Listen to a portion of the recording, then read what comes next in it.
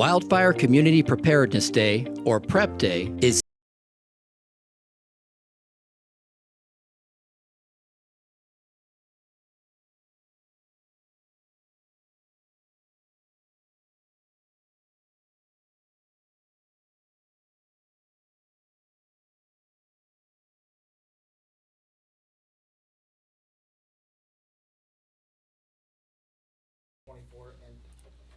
and 10/01/2024. Do I have a motion to approve the agenda? Motion to approve the agenda as published. I'll second. Okay. Motion to approve the agenda by Jerry, seconded by Heather, and any discussion? All in favor? Aye. Aye. Opposed? None? Agenda's approved. Do I have any cards for citizen comments? No, none received. None? Okay, so we will take 5A with regard to comments. The commission will take comment from the public on agenda items as they are called by the chair, but not during citizen comment. Please note that once the commission begins discussion on an agenda item, no further comment will be allowed from the public on that issue. No action contemplated except possible referral to future agenda. Information, updates, meeting recaps, recent correspondence, current events, announcements. Does anyone have anything? I do. I have a few I can share that are timely. One is for the Adams County Shelter, Animal Shelter Humane Society. They're having an Italian dinner fundraiser on October 12th from 4 to 6 p.m. with basket raffles, grab bags, and a 50-50 drawing. $15 per person will buy you a meal of lasagna, salad, breadsticks, and homemade dessert, and they're making takeout available. The Humane Society is also offering a low-cost vaccination and microchip clinic. It's on Saturday, October 19th from 2 to 4 at the Friendship Village Hall. Dogs must be on a leash at all times, and cats must be in carriers at all times. Walk-ins only, and they'll accept cash, credit, or a debit card. And the prices are pretty low cost, anywhere from $15 to $20 for distemper, Lyme, Bordetella, and influenza vaccination. And you can call the Humane Society if you want more information. And the last one would be for the kids' Halloween party in the Rome Town Center on Saturday, October 26th from 1 to 3 p.m. There'll be candy handouts for children 12 and under, petting zoo, a DJ, prizes for best costume, and a photo booth, which was pretty popular last year. There were a lot of cute family pictures, so Thank you. that's all I have. Thank you. I would like to remind everyone that open in-person voting starts October 22nd in the town of Rome.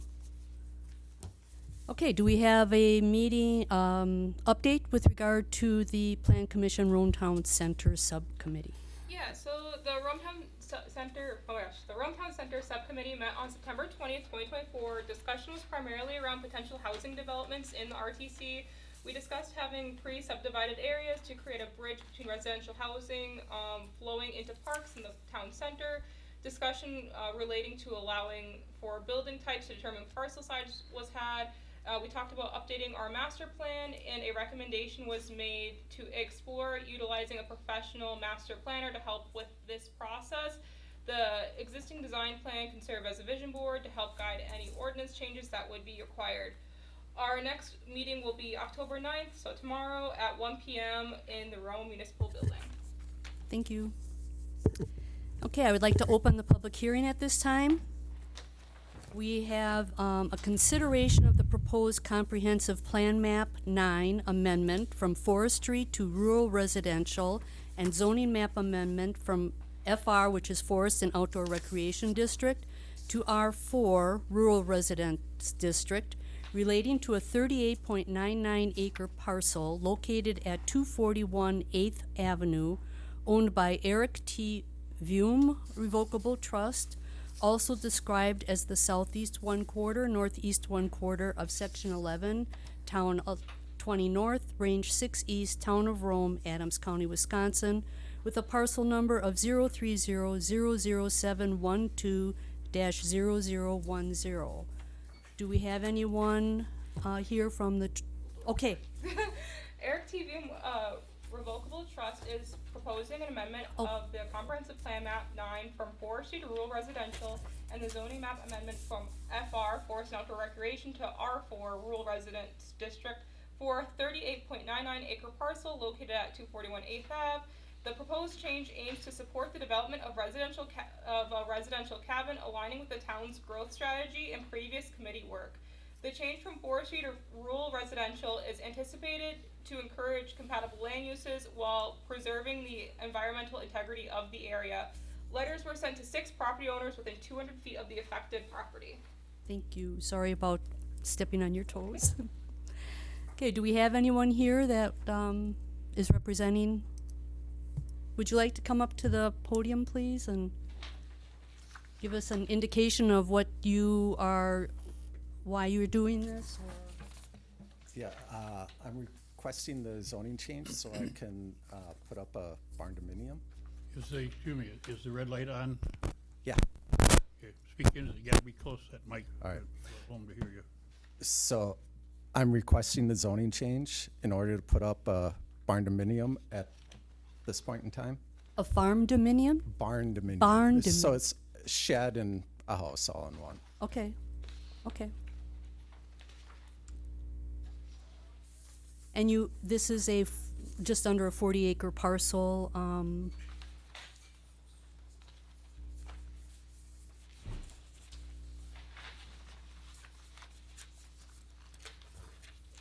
does anyone have any questions? For this part of the meeting, but. Are there any Bill, current speaking ATV trails that go against? through that line? What's that? Are there any current ATV trails that go through that property? No, It's all none. private right now, All private. Do you own the other 2 parcels? Okay, adjacent, okay. so there are two additional 40 acre parcels? Yes, on County D. Right, Yep. okay. Okay, You have any plans for those parcels, or No, not at this time. stay as forestry? Yep. My plan is to leave them forestry land.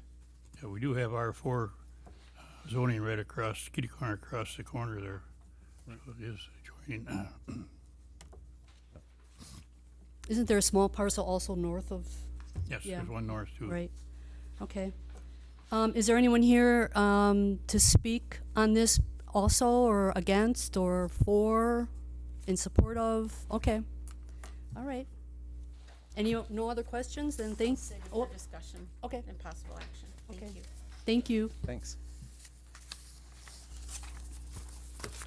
Okay, next item on the agenda, amendment to conditional use permit for the short-term rental at the property located at 1005 Moore Court, owned by Eric Kudinger, DBA Hidden Sands LLC, also described as Lot 37 of Longbow, addition to Lake Sherwood, located in the southeast one quarter, Section 16, Town 20 North, Range 6 East, Town of Rome, Adams County, Wisconsin, with a parcel number of 030022450000, adjusting the maximum allowed occupancy.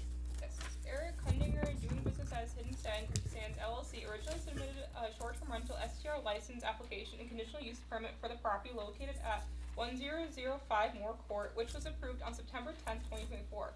The requested amendment to the conditional use permit is to adjust the maximum occupancy, increasing from 5 to 6 due to habitable room area square footage calculations of the property. Letters were sent to 11 property owners within 200 feet of the affected property. Is someone here? There you are. I'm Michael Kurlak. I'm actually one of the owners of the property with Eric. So we had the approval at the last meeting. The calculation was just incorrect, so we had the correct calculations put in to basically allow for the additional occupant. When the correct, when I looked at what they were before and what they are, it just, how did that happen with regard to those calculations? So I did email Lexi after the first meeting. Apparently, I guess how the calculations are taken, they're taken off of the final plans. I guess the final plans weren't very legible, which we were unaware of. submitted the same plans and the same calculations are on there, so is apparently an Okay. error that was done, so we're not happy that we have to come back and pay the additional fee, because it wasn't an error on our part, but it is what it is. Okay. Okay.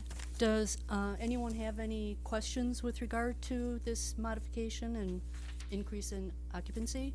I'll save mine for discussion and possible action time. What was it approved for? Is it the 5 occupants and 3 vehicles that I see on this sheet? Correct. And then now, because of the additional square footage calculation, it will go up to the 6, or, right. Okay. In the previous findings of fact, you or Eric, I can't remember, what, you provide us with your property managers and Yep, a compilation of, has that been done? that should have all been provided already. Okay. Okay. No other question? Is anyone here for or support of, against? Okay, all right. Thank you very much. Thank you.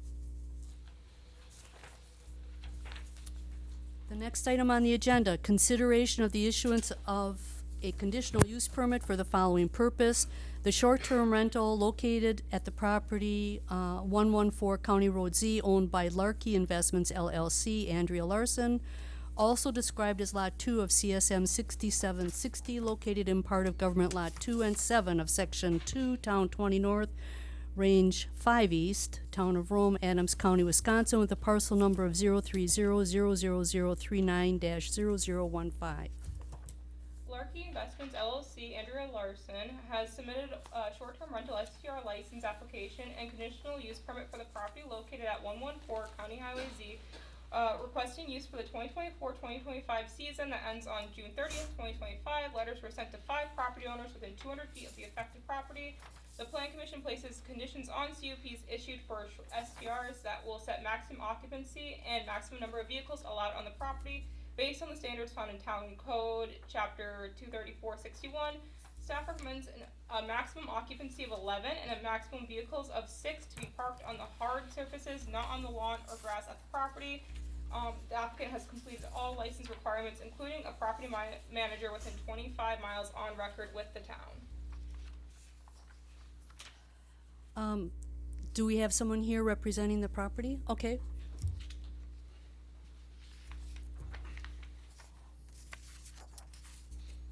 Good afternoon. Hello. I'm Andrew Larson. I'm Andrea's husband. Okay, I thought you didn't look like an Andrea No, to me. Okay, no, Andrew, no. okay. Okay, it looks like this property was purchased back in September of from Kevin, and Yep. you're going to continue the same thing that has been Yep. at the property. Do you know what the conditions were with regard to the prior conditional use permit with Kevin? Didn't seem like they had any, I don't believe. Okay, okay. The only thing I would bring up at this time, Madam Chair, is the fact that on the findings of, or the following conditions were placed on the approval, it says maximum occupancy shall be 11, maximum vehicles of 6. But on the drawing, we have maximum occupancy 11 people and 5 vehicles, but I'll wait till discussion and action time to discuss further. I just wanted to point that out.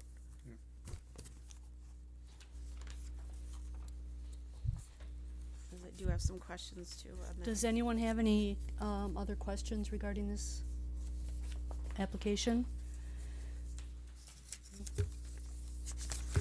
Do you utilize the game room just for a game room, or is it utilized for any kind of sleeping arrangements at all, or no, or It's just a game room. just a game room? There's no sleeping availability in there. Okay. And then there's a door between the game room and the garage, and that's a fire. Mm-hmm.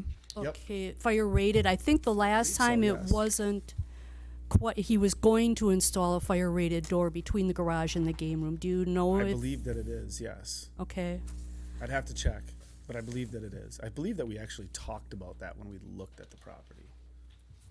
Seemed like that was something he brought up. okay. Is that something that the health inspector from Wood County would look at? The fire Fire chief. The department? fire department would look at that. Okay. I thought there would, does anyone else recall that conversation with regard to that door? Yeah, I do. Yes, don't I remember. do as well. I know they were gonna change it. But we don't know if, in fact, it has been done. Oh. Perhaps that could be a condition. And then the other question I have is with regard to a garage door type of a thing on the game room. Is that a roll-up door or? It's a regular garage door. that Regular opens up. garage Yep, door? just to open up that game room to the outside. Okay. Those are all my questions. Okay. All right, I don't think, oh, wait, first I have to ask, is anyone here with regard to in support of or opposed? Okay, thank you. Next item. Consideration of the issuance of a conditional use permit for the following purpose. The short-term rental at the property located at 1560 Kingswood Trail owned by New Horizon Properties, Inc., also described as lots 322-323 of Kingswood addition to Lake Arrowhead, located in the southeast 1/4, northwest 1/4, section 14, town 20 north, range 5 east, town of Rome, Adams County, Wisconsin, with a parcel number of 030-03529-0000. New Horizon Inc. has submitted a short-term rental STR license application and conditional use permit for the property located at 1560 Kingswood Trail, requesting use for the 2024-2025 season that ends on June 30th, 2025. Letters were sent out to 13 property owners within 200 feet of the affected property. The Plan Commission places conditions on CUPs issued for STRs that will set maximum occupancy and maximum number of vehicles allowed on the property based on the standards found in Town Code Chapter 234-61. Staff recommends a maximum occupancy of 8 and a maximum vehicles of 4 to be parked on hard surfaces not on the lawn, grass at the property. The applicant has completed all license requirements, including property manager, within 25 miles on record with the town. Okay. Would you let, obviously you are here on behalf of the property? My name is James Fazio, and I'm the owner of New Horizon Properties. Okay.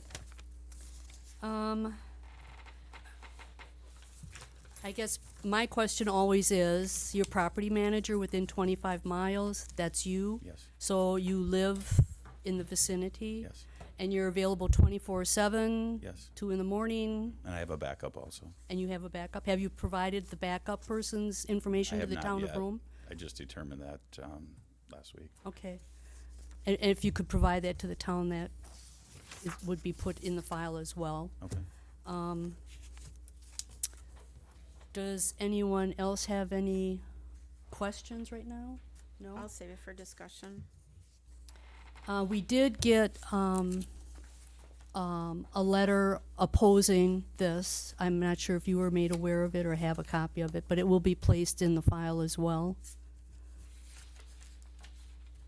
I had planned to give all the neighbors my name and phone number, so if there ever is any kind of problem or before a problem starts, they can call me and I would come and address it right away. Okay. I only have.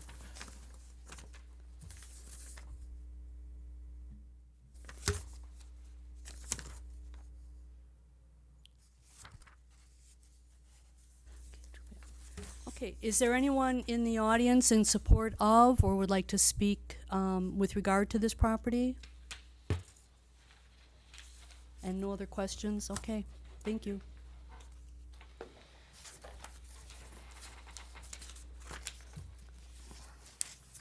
Okay.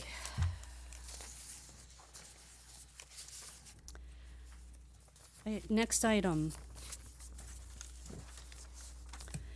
Consideration of amendment to the site plan and plan of operation for Gabriel Development LLC, Papa Bear's Mini Golf, the gift shop, to build a garage in the Rome Town Center at 266 Matterhorn Trail, also described as Lot 2 of Plat 5947, located in northeast 1/4, southwest 1/4, Section 8, Town 20 North, Range 6 East, Town of Rome, Adams County, Wisconsin, with a parcel number of 030-011360-576.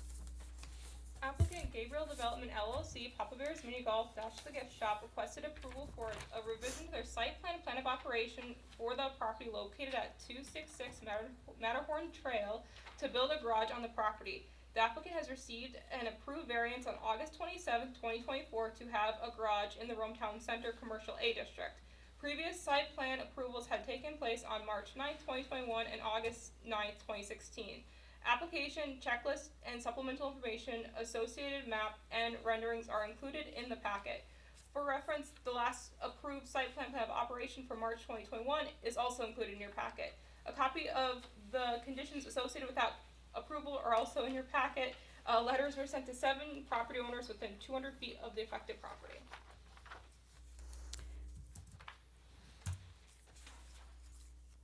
Before we go any further with regard to this matter, were you gonna go down and? I was, Okay. Can we do that at this, I'm asking the question, Madam Chair. This is the for and against. Do we hold all discussion and questions then for our discussion and question period, or are we gonna do some of that now? Well, I do have questions.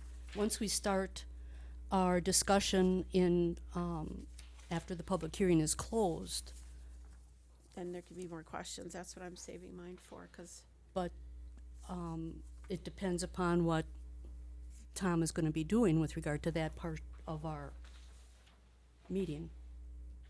okay. Okay, Okay, thank you. so you want to give us a little background and future? well, most of you know the background. You know that I came to you last September, or October, asking the Plan Commission to reconsider accessory buildings in Commercial A of the town center. The Plan Commission did not agree with my recommendation to make a recommendation to the town board. It was voted down. Plan Commission told me I could go to appeals. I did go to appeals. I went with the proper documentation. Appeals approved this on a 5-0 vote. It was a unanimous decision in the appeals. Nothing's changed from when I came here a year ago for the garage. The reason being, I also serve food.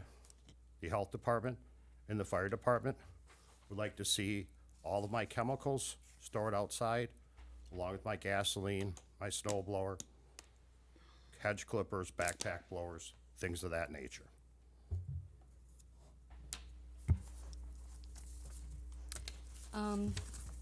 With regard to, does anyone have any questions before?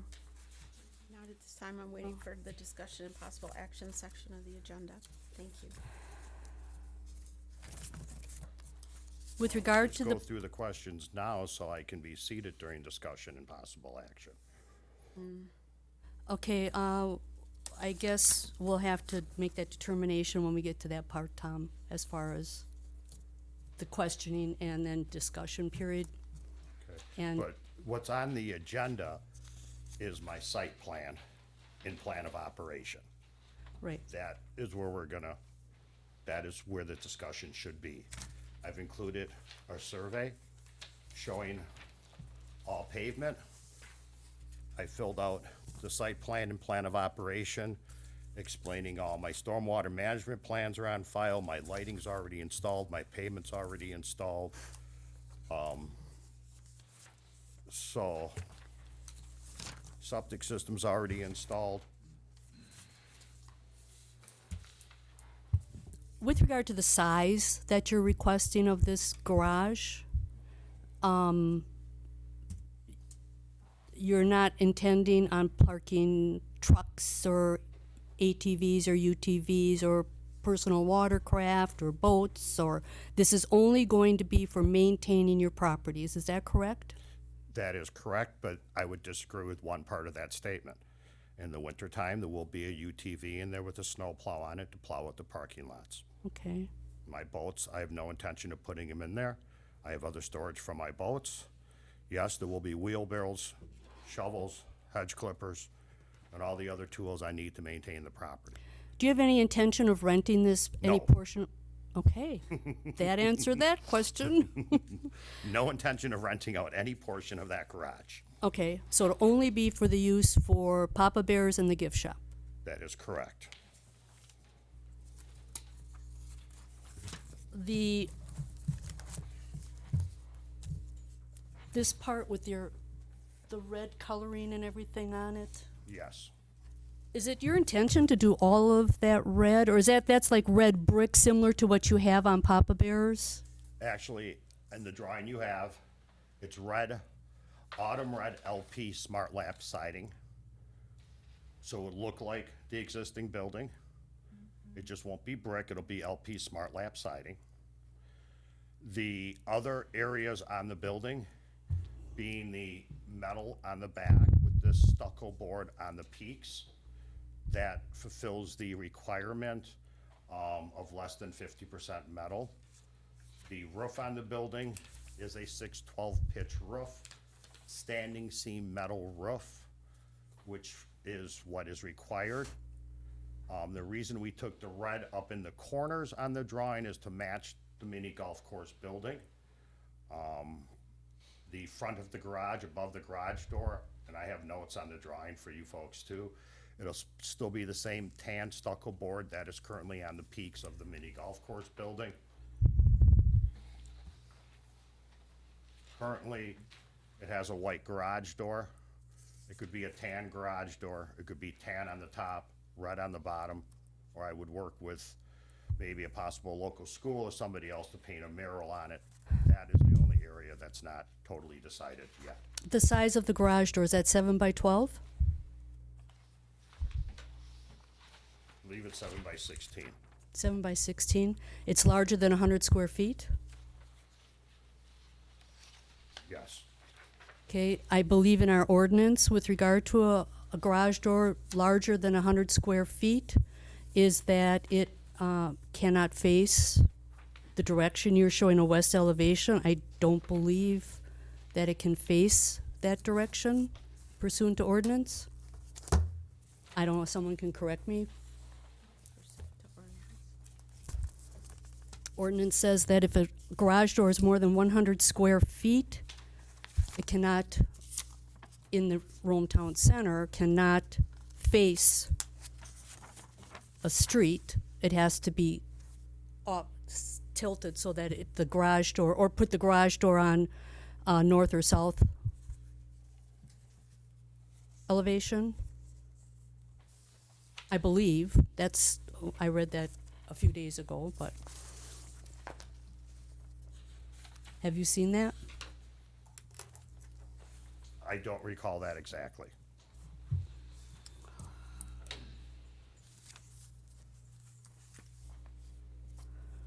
Let's see if I can give you the ordinance number. You got it? Had it, 1 second.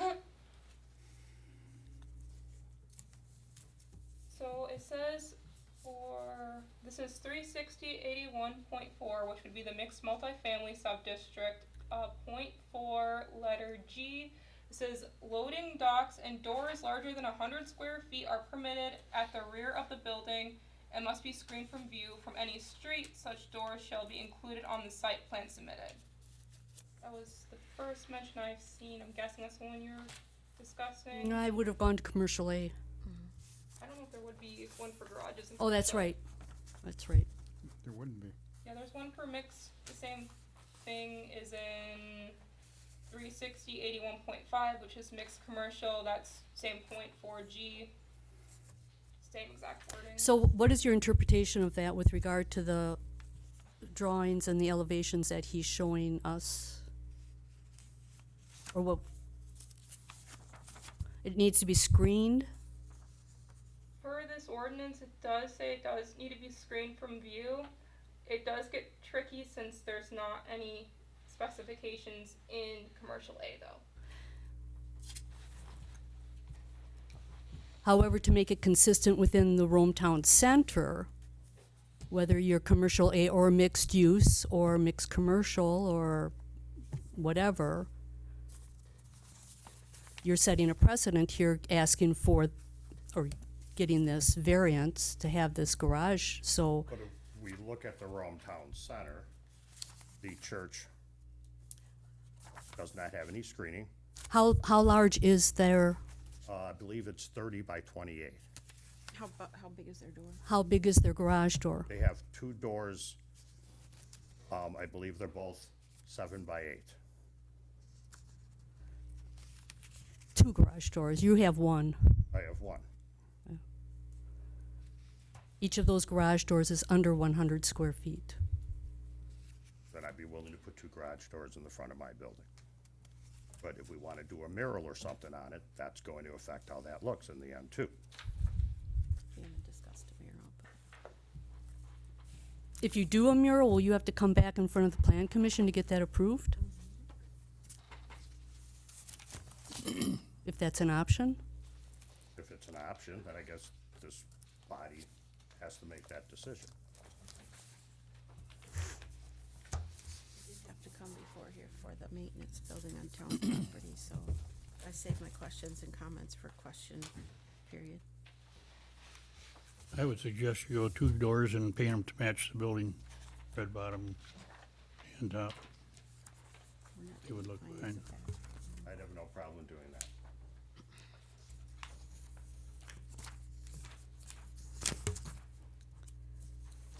So, is there a findings of fact with this one? Yes, there is. So, two garage doors. Okay, By 8, right? Yes. Then there'd be a pillar piece in the middle between the two. Right. anyone, those are all my questions, Tom. Anyone else have any questions? I do for discussion and action segment of the meeting. Is there anyone in the audience in support of or want to address this issue at all? Okay, thank you.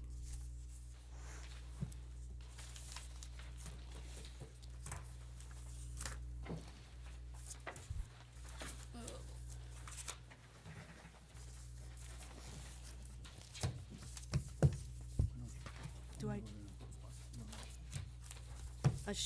Well, she's not on the, is she on the public hearing? No, but as soon as we close out, I'm just gonna. Okay. So, I believe that's the end of the public hearing, so I'll, do I need a motion to adjourn? I'm just really confused. No. To closing the public hearing, yep. I make a motion to close the public hearing. I'll second. Okay, motion made by Jerry, seconded by Lori to close the public hearing. Any discussion? All in favor? Aye. Opposed? No. Motion carries. Okay, we'll have, discuss impossible action on the following items. Approval of the September 10th, 24 meeting minutes. I'd like to move approval of the minutes as written. Second. Okay, motion made by Bill, seconded by Jerry to approve the September 10th, 24 meeting minutes. Any discussion? All in favor? Aye. Aye. Opposed? Hearing none, meeting minutes are approved. Okay, next item on the agenda, discussion and possible action. Let me figure out where I am at.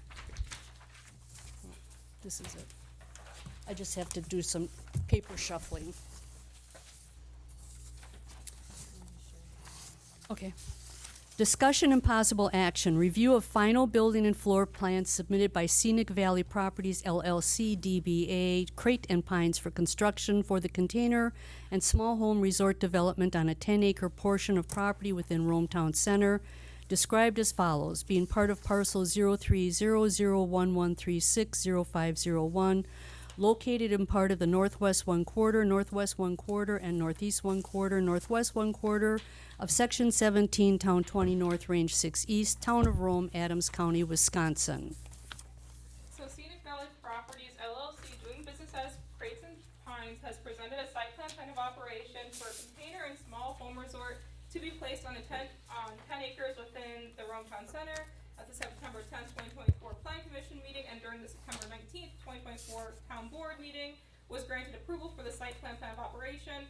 A condition placed by Planning Commission and upheld by the Town Board was that the applicant would present a completed floor and building plans to the Planning Commissioners for final review and approval.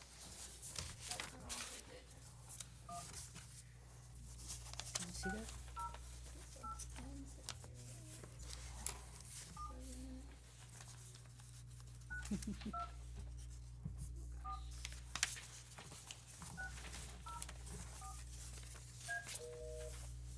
I don't think you done, no one. Okay, do you want me to do it? Yeah.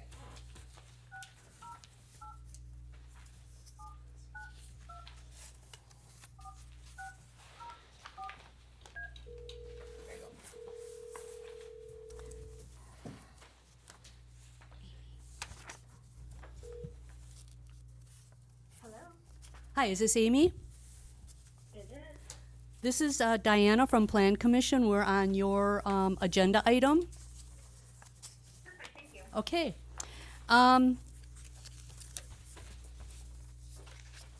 You submitted two floor plans, I believe.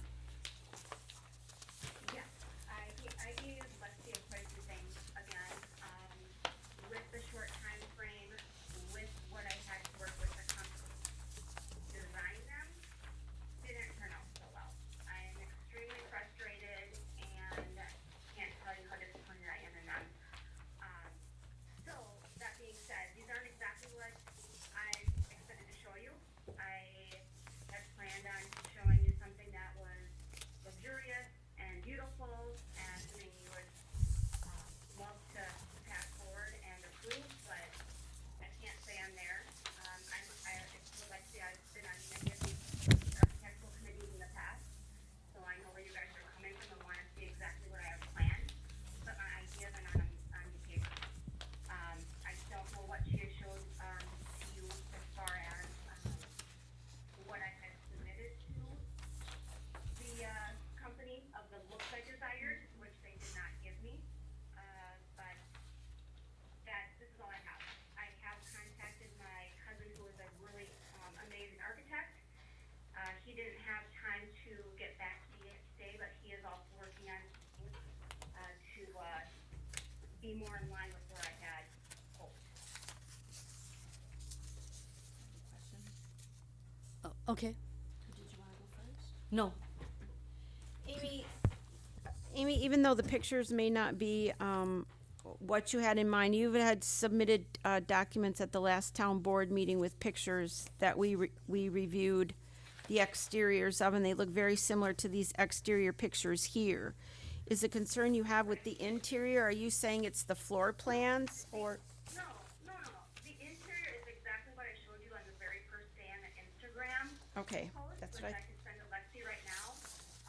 Beautiful design, very Right. luxurious. The exterior was actually probably better than what is here, Mm-hmm. but I wanted it to be more modern, more updated than the trusses that they had put on their design. I wanted it to look more industrial, and this company I worked with is a designer, and we've been emailing back and forth, and he just doesn't understand. It's just incredibly frustrating, so, I don't even know where to go with it. Bill, yes. Amy, this is Bill Capel. Are you going to be working with Backcountry Containers to get to your satisfaction? Yes, I'm satisfied with their interior work. It's the things that we're gonna be putting on the exterior that they don't seem to know how to draw. And it's probably something that I'm gonna have to outsource and build on site anyway. So if you approve what Backcountry is doing, just the containers, the interior, and the floor plans, then we should all be on the same page Okay. with what I have there. And that's exactly what I wanted to hear from you. And since I was the one that was somewhat skeptical because I wanted to know exactly who you're working with, I don't have a problem with going ahead and moving approval Yes, based on what I'm seeing. the interior. So back to my question then too, you've shown us the exteriors, you've shown us the interiors, we know what the concept is. Now we have the floor plans, it's just merging the two with this particular company. What about materials? Yeah, exactly. The floor plans are exact for the main floor plans, are exactly what I showed you the first day on that Instagram post. And if you'd like, I can send it to Lexi right now and you can walk through that again. I'll ask her the question about materials, but I don't see them here for anything else we're approving tonight either, so. Do you have a list of materials that you will be implementing into your plan? Or was that provided? I will be using, yes, well, I can tell you what they'll be because I use them in all my other bills. I'm gonna be using, heated floors throughout. I will be using engineered hardwood throughout. There'll be, custom-made cabinetry, from my company that I use in $900,000 houses. Well, I guess, Amy, I guess I'm more interested in the exterior materials that you'll be utilizing. Oh, the exterior, I brought to the meeting last time. That's We what I didn't look at them, but there will be what is on the container now, painted in a very popular dark gray black, which is called Iron Ore from Sherwin-Williams. And then I'll be using what it looks like a cedar color, made out of LP smartboard. That will be vertical siding and or slats that are in the horizontal to create an interest. May I just ask a clarifying question? Was that what you brought to the town board that evening when we talked about it and it had to come back to plan commission because there was a question by one of the supervisors? So that was in the packet the town board had received and approved, but send it back here. Yes. Yes, and I had those actual materials with me, but no one asked to see those particular things except for some people in the audience. Right. I saw them when she brought them in, but I don't have my board packet that was approved that evening by most of the board members, but the materials were here and the pictures were there. I'm curious about the pitch of the roof. Right, there- I'm not happy with the pitch of the roof. The pitch of the roof is something that's going to look flat. Lexi, do you have the email I sent you this morning with some of the looks I was looking for with a flat roof on that? It looked like an AI. Yeah, right here. yeah, we have that. Yeah. Okay, that's what I want it to look like. I want it to look very modern, very slick, very clean line. What There is this one more company that you keeps don't drawing have me yet. is homey looking things that It's different. aren't in line, and I send them the same things that you guys are doing. So I you can probably hear the frustration in my voice. Yes, we can. Is one of these a two-story? Yes, She's got the, the main level is the same plan, and I just stacked one on top of it. So I just sent Lexi not too long ago, before the meeting started, one that looks like it's an AI version or it's an actual container that looks very, very similar to the one that is on the two-story plan. It's got the same deck coming out the same way with the overlapping, cross of the containers. And it just looks so much better in that version versus their dull-looking plan. So what are they doing on the lower level to support the top one? Because those containers don't have a lot of strength in the middle. When they're stacked on the corners, because the corners are what's, Yeah, well, this one would have posts coming down, and the gentleman that started Backcountry Containers is an engineer. So we will have the ones, the posts that go, you know, that you drill down into the, soil, and they will be, measured exactly for that area. I also see in your drawings too that you aren't showing the screening like on the decks or the porches. Were you not going to do screening, or are you doing screening? I do, but he could, the the ones that he drew came out so bad, I didn't even send them to you. But we do have those from the previous town board meeting where we looked at those when we said bring it back to the plan commission for the final approval with the exteriors and the, Lexi, do we have the packet that was given to town board members that evening when she was here? That you could show those to members here that was approved by the town board? And that showed the screens on the? It showed the screen porches, they showed the screen porches, didn't they, Amy? Somewhat, he couldn't really draw in the screens at that time, so today when he got back to me, he gave me something that looked like a window screened in porch, and it was all, brown, it wasn't black exterior looking. It looked like an add-on, and I'm like, that's not what it's gonna look like, with a pitched roof. It just turned out so bad. And I can't go out to the agendas and meeting packets because I don't know that it was added at the end or put in as additional materials. So if we have those materials, Lexi, might that help us more? So they can understand the concepts that were brought to town board and approved by town board? But didn't the town board just approve the site plan? Yeah, we approved it, but we had pictures and drawings. We had didn't- screen I think the plan porches. of operation would have been held at our request in order to. We approved the site plan and plan which of the manufacturer operation. was. That was the whole idea. We Right. didn't approve So you any go ahead with the architectural site plan. standards. Right. And this is being presented very poorly as far as I'm concerned. All last minute stuff, we can't even see what we're supposed to vote on.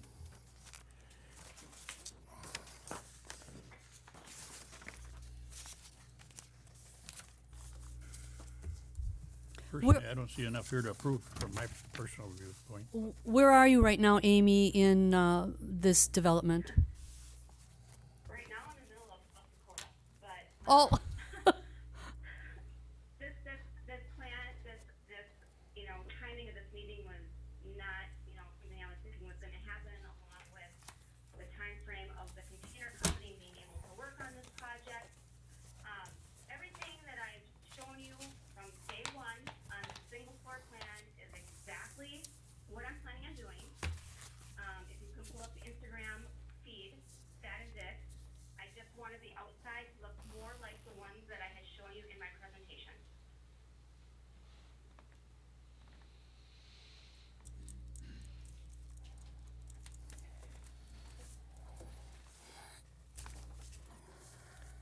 Lexi's bringing that over to us.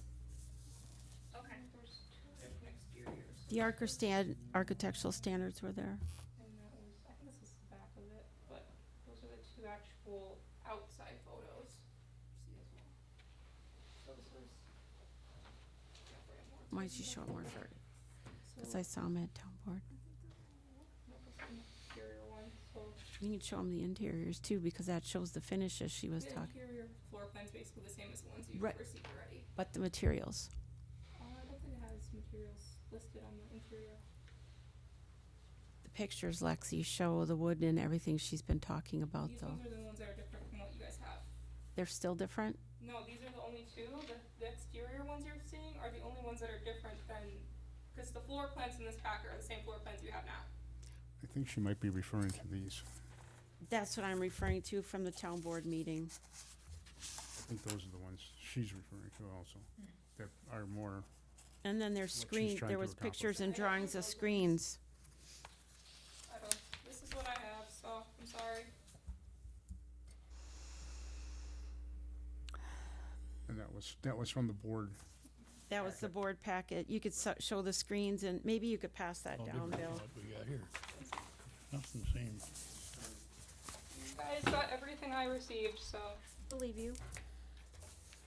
But going back to what was in the board packet that we were discussing. My concern was what manufacturer she was working with. Because that one says Nanopod, this one says, what was it, Blackmore? Or Backcountry. And I wanted a final decision on which manufacturer she was utilizing.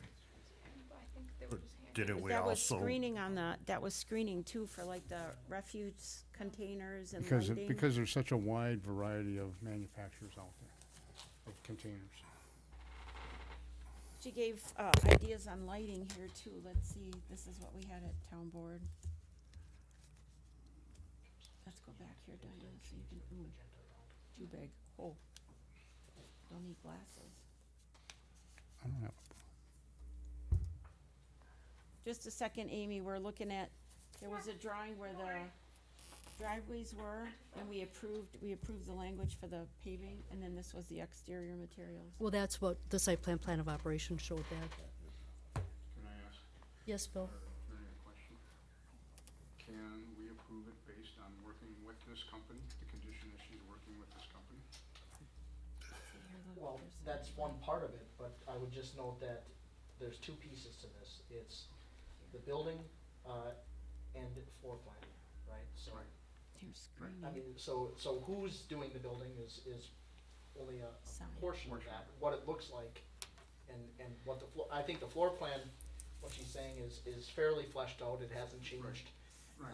It's the building piece of that I think is up for question, and I think Lexi's pulling up the packet, if that's more reflective of what the final building design is going to look like, then I guess the two questions I still am struggling with is, where does a 24-foot wide rule come in? Because on none of these drawings does it show anything being 24 feet wide. And then we're also allowing awful lot of metal on the fronts of these. These are basically metal structures. So, and then you're asking us to approve. There will be wood accents on these. But Here's wood If- accents here. Yeah, that one, yep. There's wood accents with the,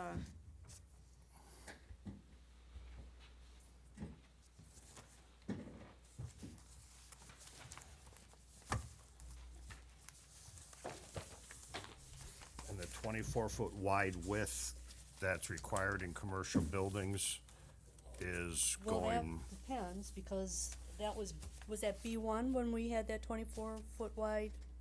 yeah, it's That was- not applicable in the subdistrict. Right. okay. thank you.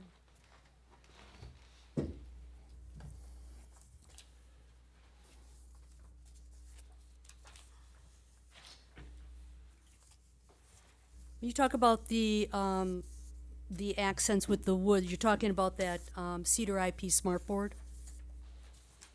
Yes. Okay.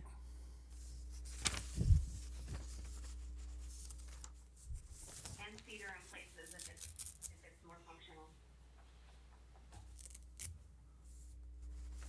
Being the same color. And that, the 24-foot rule doesn't apply. I think that Lexi found that in the statute last time we were there.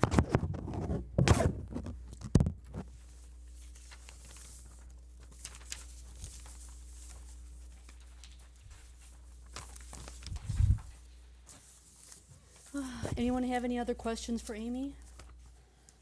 No? If,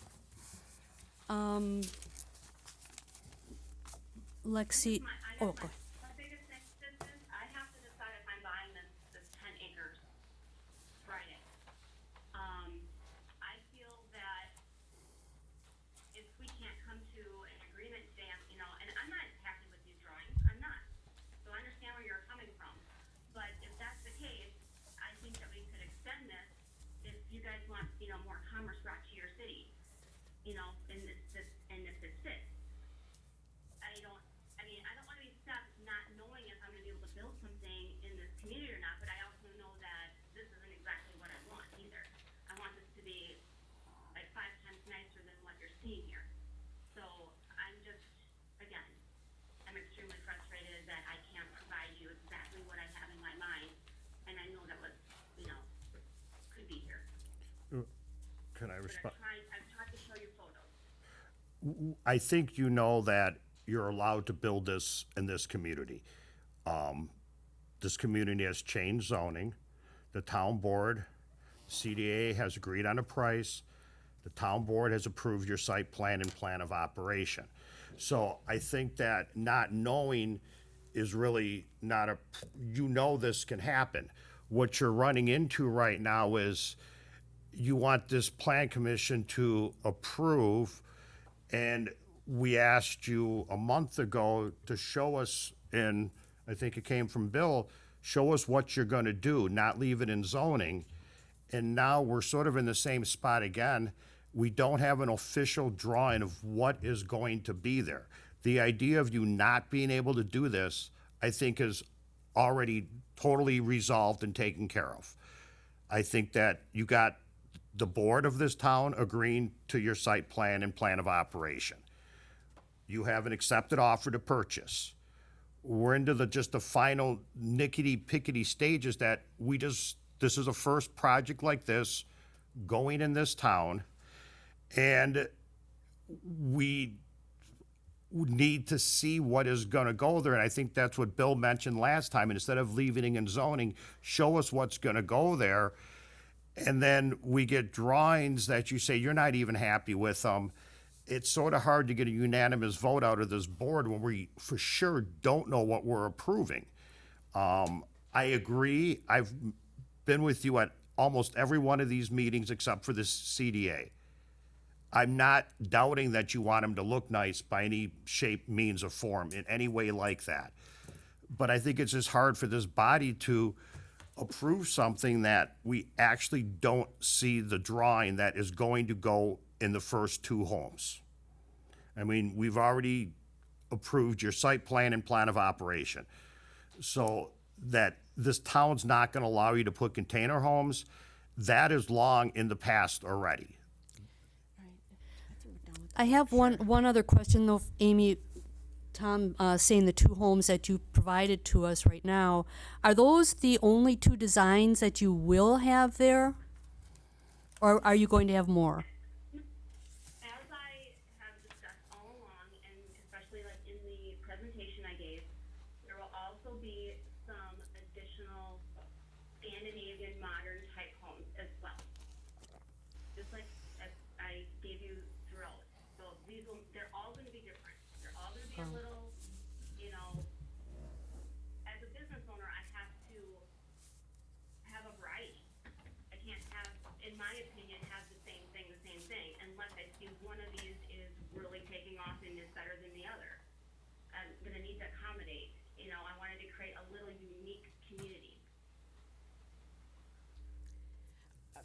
I want to defer. A couple meetings ago, I had given almost too much information to Lexi, saying, okay, these are some ideas I have. I wanted to get some kind of an approval from you all as far as, hey, yes, this looks good, no, we don't wanna see this kind, I'd like to see this kind, you know. I was hoping for more interaction behind that, but then I was, you know, not under the I was not under the impression I needed to provide at that meeting, this is exactly what I'm going to do. This is it, this is the floor plan, this is everything. So backing up to your question, no, these aren't going to be the only ones. I'm gonna have to come back to the planning committee again and again with every new plan, which I was expecting to do when I was like basically somewhat pulling a permit, is what I was thinking it would be at that time. I want to ask Nick and Lexi both question. Nick, can you tell us, based on what we had at town board and what the town board approved, with the exception of a few, and I know we seem to be referring all the time the majority, when a town board or a body like this votes yes for something, it's a yes. Doesn't matter who or how many, correct? It's still a yes vote or a no vote, correct? Doesn't matter how many? As long as it's a majority and it meets the statutory threshold, because there's some statutes that require a higher than just a simple. But using that as an argument, but moving that aside now, just wanted that for clarification. Can you tell me the minutes, do we have the minutes available to us from that town board meeting where the town board approved what we saw that evening to come back to Plan Commission? Please show it 1 second. Thank you.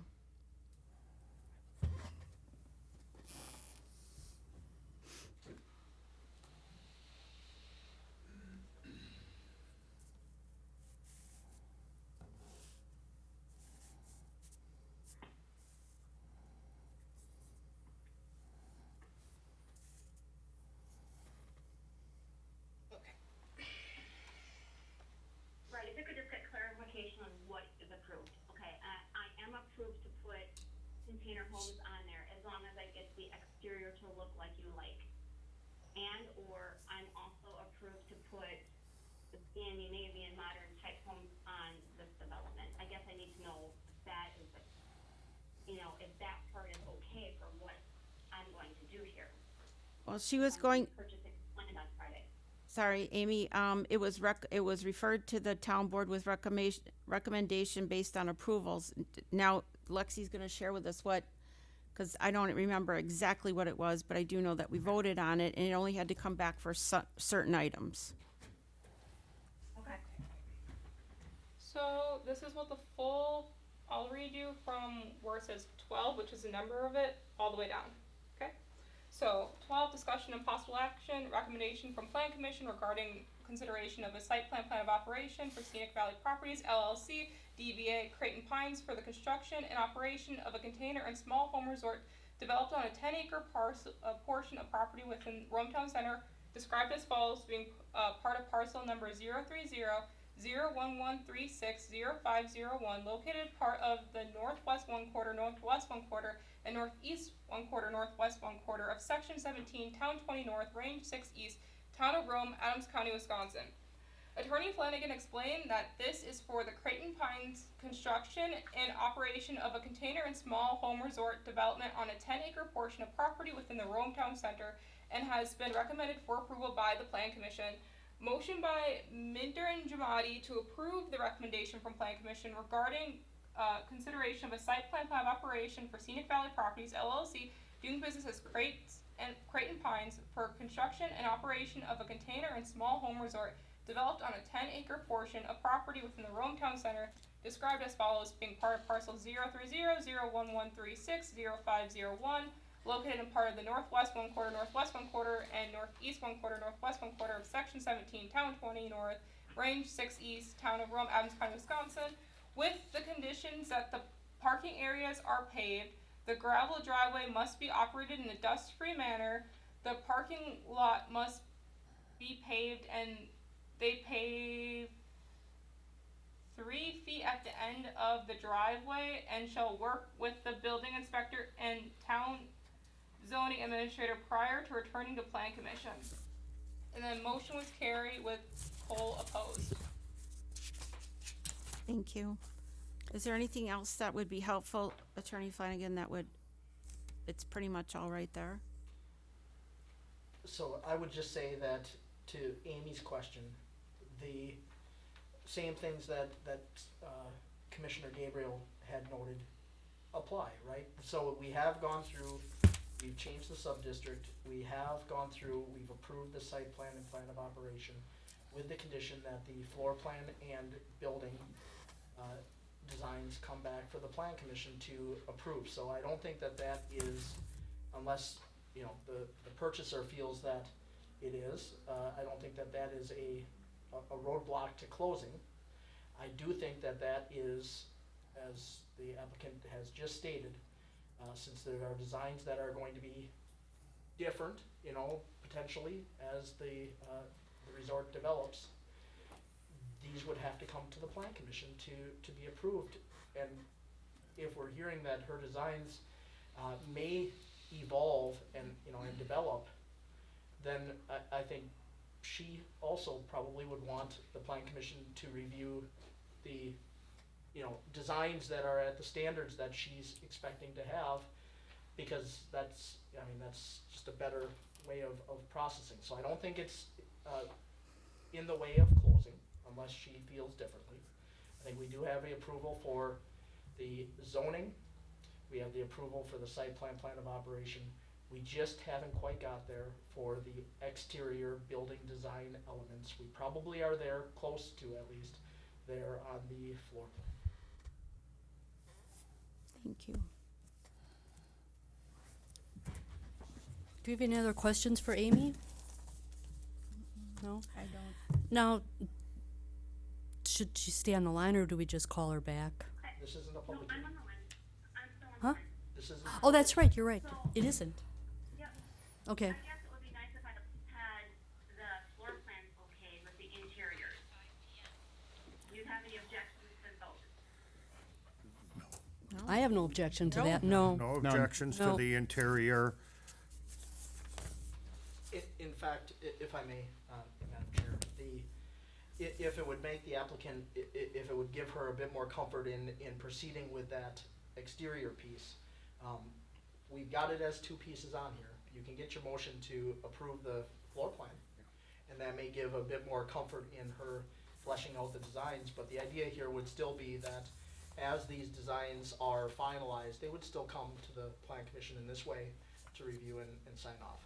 That would be just. And there'd be no more charge to this client, right? There would be no charge, that, it's not a public hearing. Right, It would just be. Would you like to make a motion to that, suggestion? Anyone? I'll make a motion that Okay. we approve the floor plans for the condos, or for the, what are they, apartments? Great. Crates, container, As presented Resort. to us in tonight's agenda. And that further, we do want to see the exterior design once it's completed, I would prior second, to building. I would second that motion. Is it the two floor plans presented to us, or? Yes, both floor plans are, I would move approval of both floor plans. I would still,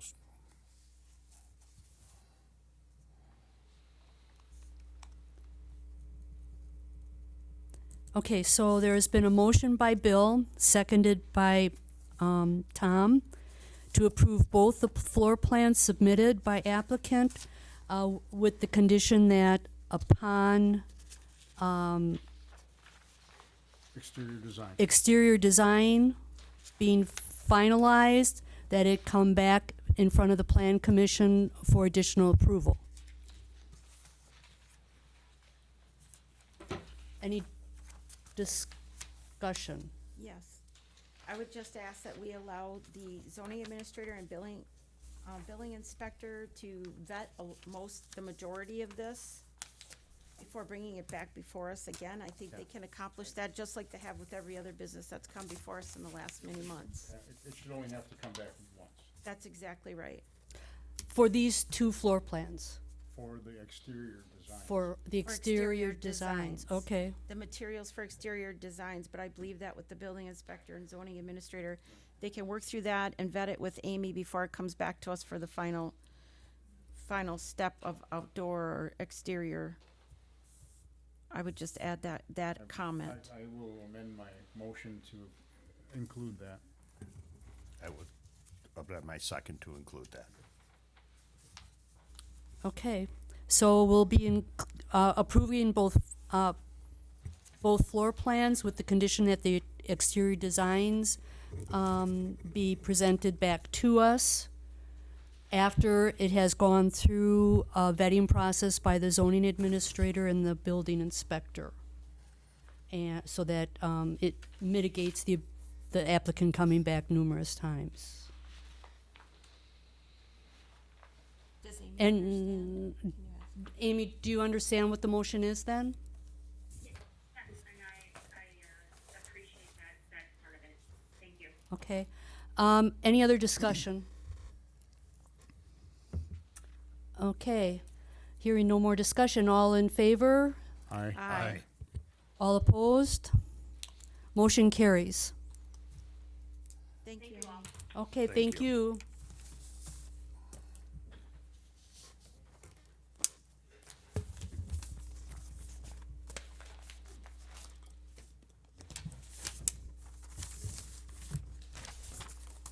Okay, I have to change, I have to move my papers again.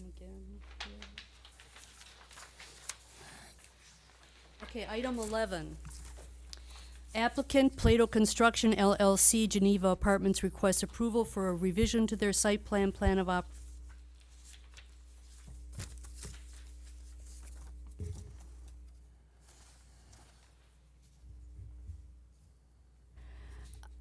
was reading, sorry. Discussion and possible recommendation to town board. Consideration of amendment to the site plan and plan of operation for Plato Construction LLC Geneva Apartments to make updates to previous plans to reflect current operations at 265 Geneva Trail, also described as Lot 2 of CSM 6524, located in the northeast 1/4, southwest 1/4, Section 8, Town 20 North, Range 6 East, Town of Rome, Adams County, Wisconsin, with the parcel number of 030011360609.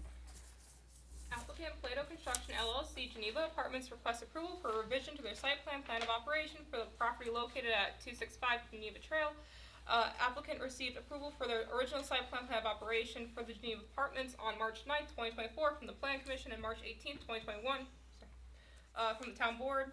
Applicant is amending the previous site plan of operation to reflect the current operations of business, including updating to the building's designs and updated site plan of operation, review application checklist, supplemental information, associated maps and renderings are included in the packet. And then for reference, the last approved site plan of operation for March 2021 is also included in your packet. And then a copy of the conditions associated are in the packet as well.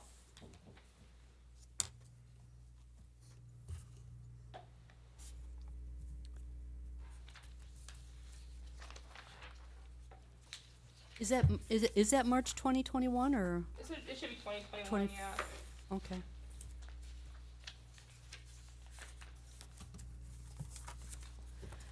Okay, do we have someone with regard to this site plan and plan of operation?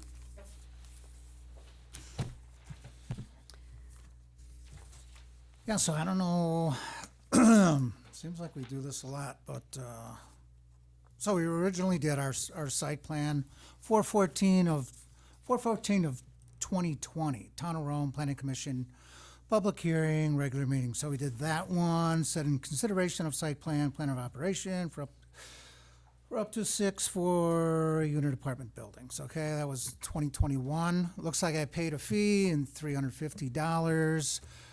Site plan of operation, review application on 4/1/22.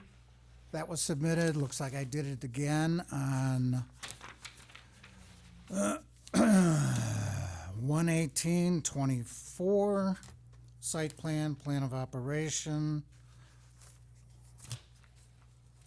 And I know you've been given new site plans, which each one of these, I don't know where they're going or what happened to them, but I have all documents on my end. I don't know. And this was all with Greg and Deanne and, you know, as everything was going. A plethora of different people, yes. Yeah, as everything was going up, you know, I just found out today in going through this that I've paid twice now for, it was said that I didn't pull permit for, like the garages. I just found today that I had pulled that permit. And I just paid you people in For which January of this year for. Which set of garages are we discussing that you paid twice on? Looks like 9/7/2021. Oh.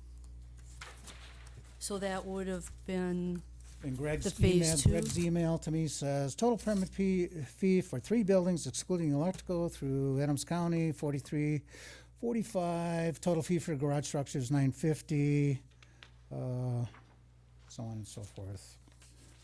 And I have the receipt. Yeah, again, I was just going through all this stuff today. I'm gonna have tons of, we paid over $25,000 in permits, fees, inspections, everything's been looked at, everything was in. 5,000? Really? Yeah, for all 3 apartment complexes, absolutely, yeah. Well, don't you need to pull a permit for every building you build? Exactly, that's what I'm saying, we did, it totals $25,000 for first But set, from what I'm second seeing set. here, you built and then got the permit. Pardon me? You built and then got the permit? No. Again, don't you have No. questions? Or, No.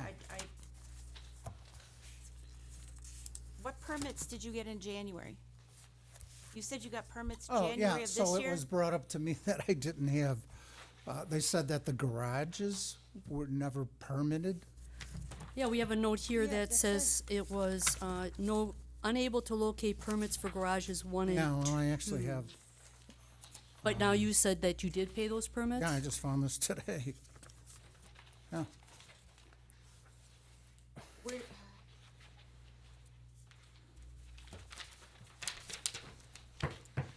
reading all this material, I think the two stories aren't matching up here somehow, so I'm even more confused than I was our last meeting. I mean, nothing's matching up here. Yeah, I'm confused as well as to why we just keep doing, why we keep doing this. I don't get it. The January of '24 site plan, what was that for? That was supposed to be for the garages that got built without permits. But now he says he does have the permits. I didn't see any permits in the files when I was pulling stuff to give you guys, and we wouldn't double fee someone unless there was no permits and someone built. So were permits issued before you actually came before this board So for a site plan? 9/7/2021 permit, here it is, right from the town, $950. For the garages? Yeah, What was the and date? I just got, 9/7. and then we just did it again. I just paid this in January of this year, 16 or $1,700. But that's what, For the same, Same thing, huh, garages. But I guess I'm confused, which set of garage, because you have basically the 3 sets of garages there. Yes, every single set's gonna be double fined for both zoning and building for ordinances. so there's fines included because he built without permits. That would be so instead of getting a municipal violation, which would be the $250 citation, we double fine or we double charge for it. So building permits, like if a garage is initially gonna be $450, which is an average price, now it jumps up to $1,000. The zoning permit's usually $100 or $125, depending on how you pay it, so that's going to $200 or $300, depending on how you're paying it. So if you build without it, it stacks up. And looking at the receipts that are in the packet. Oh, he's man, you kind got, of- okay.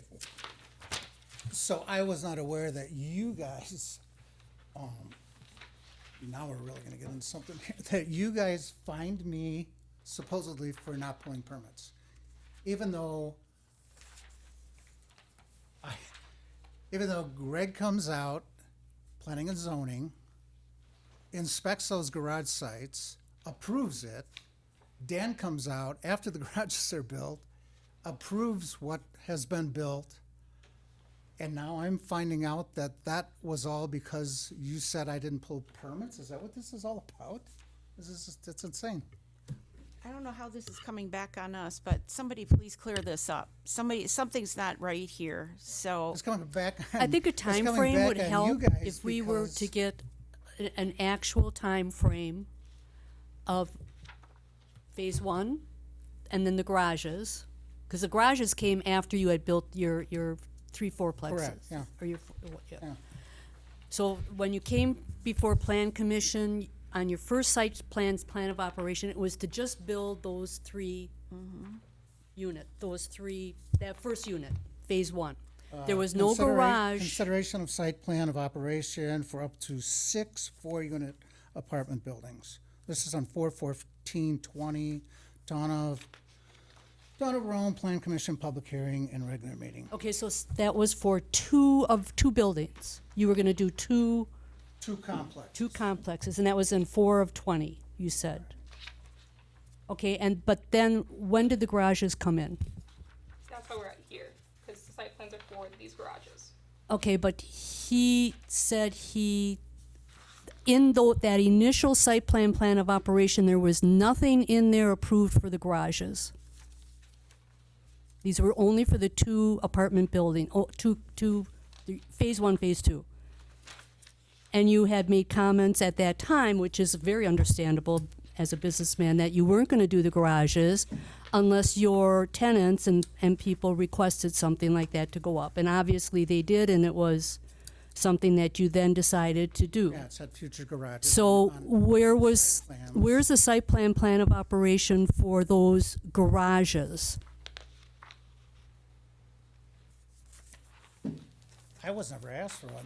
That's my whole point is why. I don't think you ask for one. It's something that you need to provide to the town of Rome for them Why to. would the town of Rome even remotely come out? Why would they come out and inspect first of all, planning and zoning come out and okay those sites and/or okay the building of those garages when somebody would have just said, oh, Russ, wait, there's some extra paperwork you gotta do, would have gladly done it. It makes no sense to me why you would have moved forward with anything, meaning inspections and planning and zoning coming out and saying, yeah, that's in the right spot, yada, yada, yada. I mean, does that make sense to you? Doesn't to I me. can't tell you exactly what our zoning inspector would have been, or building inspector would have been inspecting, so I can't answer that question. And again, this is an email from Greg, from Greg. Total permit fee for 3 buildings excluding electrical, just like a deal. Total fee for garage structures, $950. That's 8/26/21. So that would have been those first set of buildings, or the first set of garages. 8/26/21. Mm-hmm. Okay, so 9/7/21. So why, That was you know, prior to why that. would permits and so forth get approved? Timeline is And got to then be resolved You're coming here. back on me later and saying, oh, man, you really blew it here. You're You didn't- actually back here, you and didn't you're come giving in us with- stuff with- for buildings that didn't have permits. So we're just trying to help you figure out a timeline here, because there were different people involved. So I don't know if there's anything that Nick can add to this discussion, as you saw some of this come through. Nothing that I can add other than that you're here today to consider a revision to the site plan of operation. And it's a revision because there wasn't a site plan before, There wasn't a site plan before, but I think the revised one is to update with any changes that has happened since the last. Which would include the garages and the parking area. the garages and the parking be that my weren't previously understanding of what approved we're by here this to do. body. So that's what you're here for, just to consider that. And if there is something to work out as far as, what permit was granted and how that happened, you can work through that with the zoning and building inspector. Inspectors. But for your purposes, is to take a look at the site plan of operation and consider a possible approval of that. It's a really recommendation, on the updated site plan of operation. Which is here because of the garage that didn't come before us before, this body. Correct? I want to be very clear in my mind, What we're doing.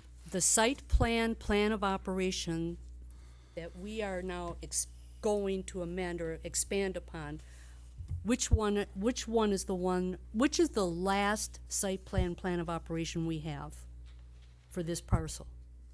I believe it's Do you know the what one the dated date is? 1/17/24, and it's got the yellow tag called Phase 3. It was done in phases. Is that your understanding as well? That's my understanding.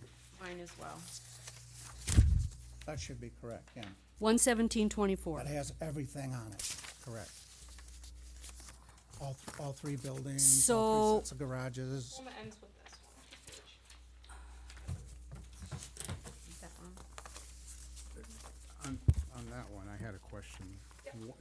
Does the parking area that's to the north meet the setback requirement, the side setback requirement for the property line?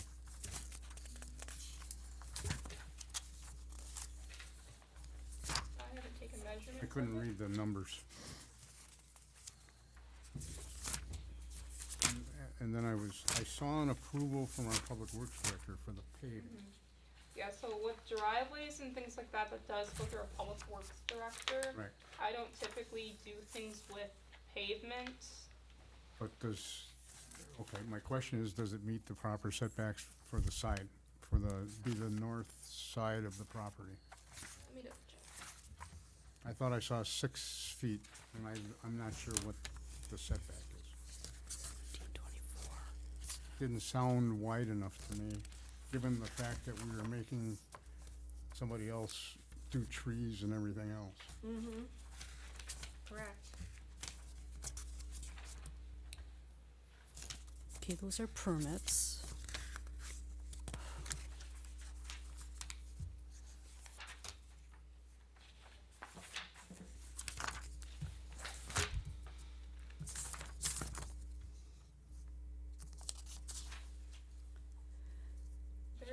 building setbacks, but there's no specifications about pavement setbacks. So as long as it's within the right of way, I believe he's As long as it's on his property, it's, within the right there's of way. no need for a setback. Okay. So this is the third site plan of operation. Should be, yes. For Okay. phase three. It should include all of the apartment buildings and all of the garages. That's what we're being asked to approve along with the Well, I parking. wanna see what was in site plan. We're being asked to approve. Correct?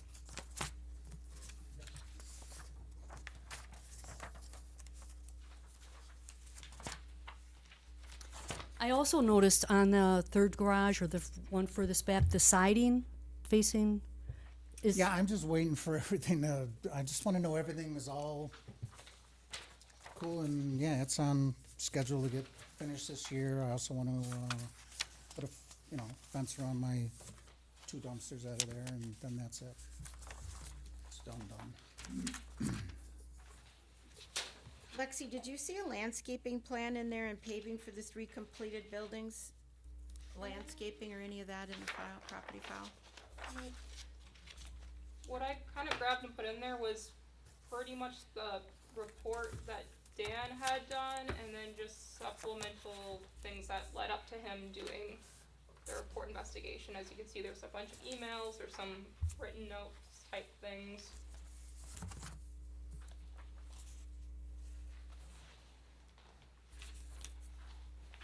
See, so when we get, I'm confused by the notes on here because it shows a date of 1/17/24 garage permit phase 1. There's 2 of them. And that's part of this site plan of operation. I know.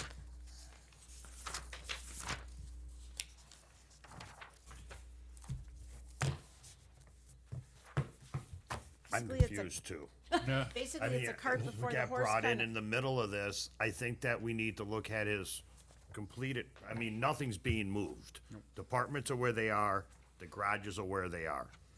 If you find some fees that haven't been paid, by all means, I think he should still pay them, Or double paid. or double pay. But I think that we have to have an accurate, and if that's this final picture and what he showed last month when you were here, sir, of the, but didn't show the parking dart outs and stuff. I remember Bill bringing that.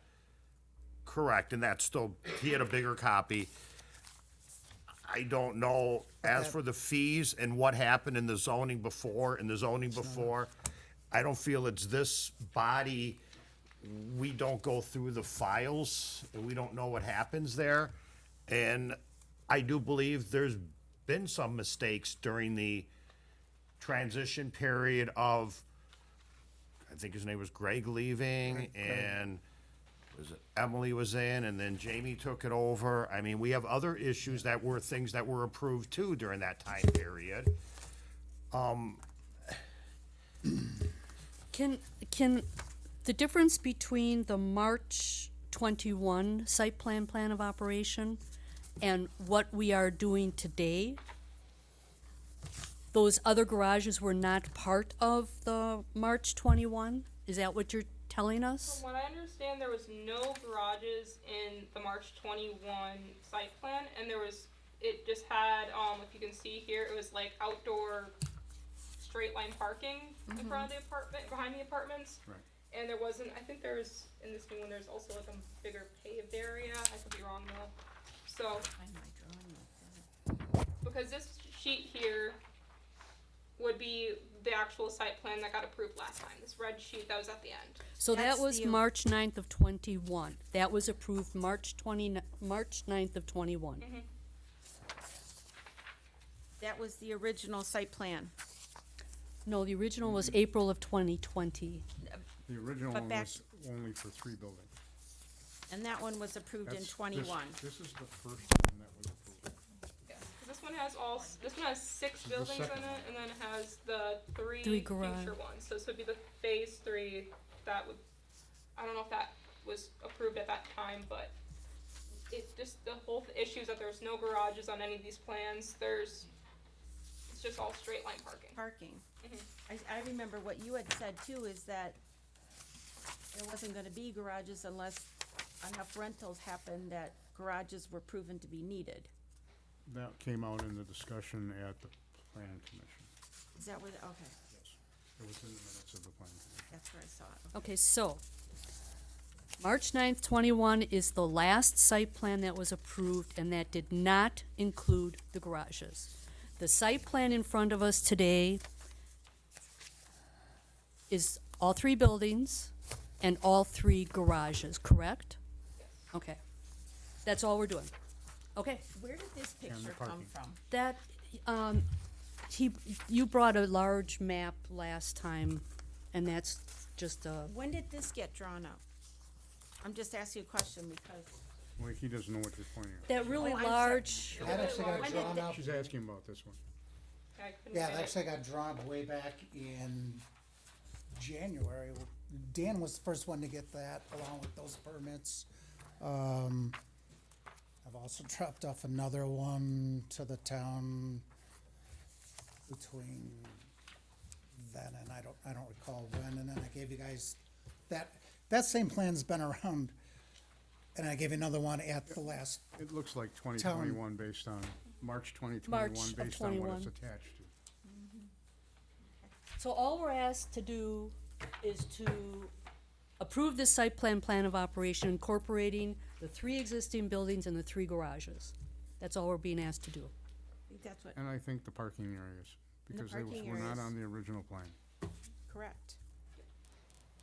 Okay, does So that we're approving- clarify everything then, or? Yeah, we're Okay. approving a site plan of operation for something that already exists. after That's the- the question I have. Yeah, and we can't do anything about it. Right. It's built, and why would we want to, we don't want to destroy anything that's been built, let's put it that way. Absolutely, but So I don't just think need to there's, I understand don't where we think there's were much at. choice on what to do. You've gone through a lot of different people and, It's you know, it, confusing. Right. It's And I don't so- think You're we- looking anybody that at should be more on top of it should be you 6 than people up us. here that were in the same boat until just a couple of minutes ago, so. All right. Is, anybody have any additional questions? And then just a reminder that we Yes. do have a findings. Oh, that's right. Right. Oh, and I thought I had something that I wanted to address on that. In the findings, just on a note on number 4, I believe it should say October 8th, There right? wasn't a public hearing at this meeting. Oh, that's It's a correct. public That was hearing for the September last 10th. meeting, yeah. Perfect. That's very good, Lexi. Thank you, Lex. All right, that was my only question on the findings. Okay, so, do I have a motion from anyone?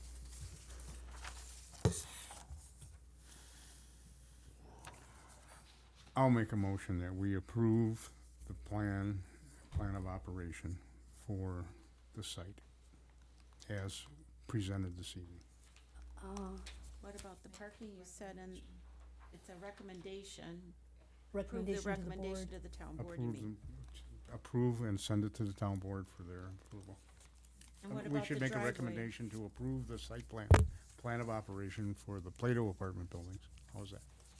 And adopt the findings of fact as presented. And adopt the findings of fact as presented on the last page. I'll second that. Okay. All right, I have a motion by Bill, a second by Heather, to recommend approval of the site plan of operation for, just want to get this right.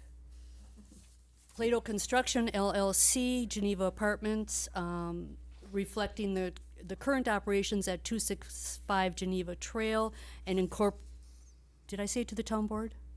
Recommending to the town board? And including the findings of fact as presented. Any other discussion? All in favor? Aye. Opposed? None opposed. Recommendation for approval to the town board is being made. Thank you. You're gonna leave, can you sign this for me really quick? Okay. Onward. Discussion and possible recommendation to town board, consideration of sign permit to locate a 9 inch by 72 inch off-premise signage at intersection of Apache Avenue and State Highway 13. Not that one, I'll forward you one. Sorry.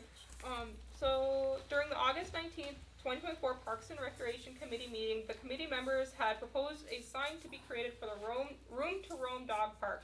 During the September 23rd, 2024 meeting, the final design was approved and recommended to Plan Commission for review. The sign permit application is for a 9 by 72 inch directional sign to be placed off premises at the intersection of Apache Avenue and South Highway 13, State Highway 13. Correct me, but unless I'm wrong, doesn't the county have to erect the sign according to their specifications, not Yes, town yes, they do. specifications? Yeah, And they have to usually develop the sign too. That's right. So they won't take whatever they passed and approved is not gonna mean anything to the county if we say go ahead. Not unless it matches their layout, Their standard. their standard, yes. so, Does the park commission know that? Otherwise, I'm saying send it back to them and let them get their act together before they send it to us. They should go to the county sign shop to They get, should start with the get county, layout. not with us. right. They This have is- the I county. see that. DMP. This is, so the county has approved? I think they were waiting for, No signatures? It says after the signs are manufactured, the permittee is to drop them off at the county for placement. So if we approve, then the county will approve. Evidently, they've talked to the county then. I don't know. I'm used to getting county approval before it goes anywhere. Or at least getting a letter from the Public Works Director saying that Saying, it went yeah, through I the did all park these and they steps. got the steps, something from the Highway Commissioner for the county. This is just an application form. It doesn't give me any approval for doing it. Nick, did you have well, something? I guess I think it's been worked through, but I was just going to give a bit of background as to why this item Is even comes before us, exactly, my question, that's right here. if somebody wants to know that. Okay, I do. So we do have a section in our ordinance that deals with, off-premise signs and specifically signs without a time limit. In there, we have a number of different types of signs, but this particular sign doesn't fit those. What we do have though, in our ordinance, is what's called special exceptions, and it says, subject to review and approval of the town board upon recommendation of the plan commission, following sign types may be granted a special exception permit allowing specific and documented deviation from the section, deviation being that they're not specifically, it doesn't specifically fit in there, provided such sign does not possess any of the characteristics of a prohibited sign. Number one under that says organizations of civic interest, including both nonprofit and profit. Because this was a civic interest organization, Yep. not a town, so that's why you may, some that watch the town board meetings, may recall that we had recently a similar type of sign for Walden Park that didn't go to the plan commission. That's because it didn't fall within this. This falls within the special exception. It's here appropriately before you.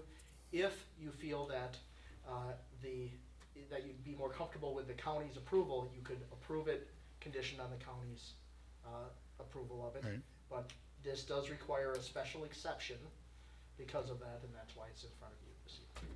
Thank you. I wanted to hear it and I wanted everyone to hear it because the one that came before the town board at the last meeting didn't have to pass through this commission. Well, So it's this, there's a specific ordinance regarding the special exception permit. In the application, it also says that there's a sign out there right now that has room to roam, right? It's a small little sign with an arrow. I think it was No, they put took up there. that down. Oh, they Are you did? talking about the one on Apache and Highway 13, the little white one that just said dog park?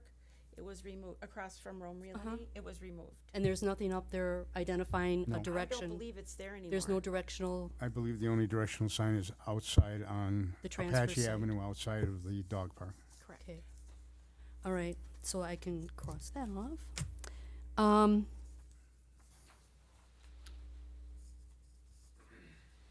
The square footage of the sign is okay. 1,000 feet apart, off premise. One is, I think, located within Gateway, the one south of Apache is not. I don't know if that makes probably no difference. I don't believe so. All right, Anyone have any questions or any other commentary? No? So, the recommendation would possibly be with regard to approval of, or making a recommendation to the town board to approve this with the Condition that condition that we want the county. has approved, well, it has to be approved by the county, because they have to erect it. Verifying that the county has approved Do they the, not? Am I Right. incorrect? It's They it's have to gotta be erect it. erected by the county. okay, all right. Because it's county highway, not our highway. Am I, It's Right. gonna be a required step regardless, but if, again, like I said, Right. if you feel that that would be a better part of your motion, that certainly can be built in. It would just need to have verification from the county, but they're going to need to put it up anyway, so. Yeah, yeah. Either way, 601. Okay.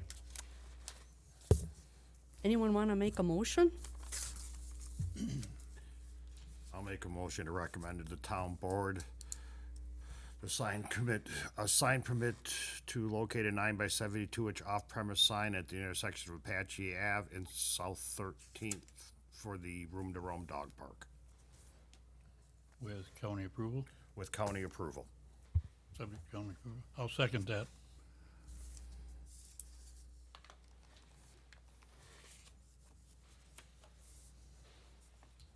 Okay, a motion has been made by Tom, seconded by Jerry, to make a recommendation to the town board to allow a sign permit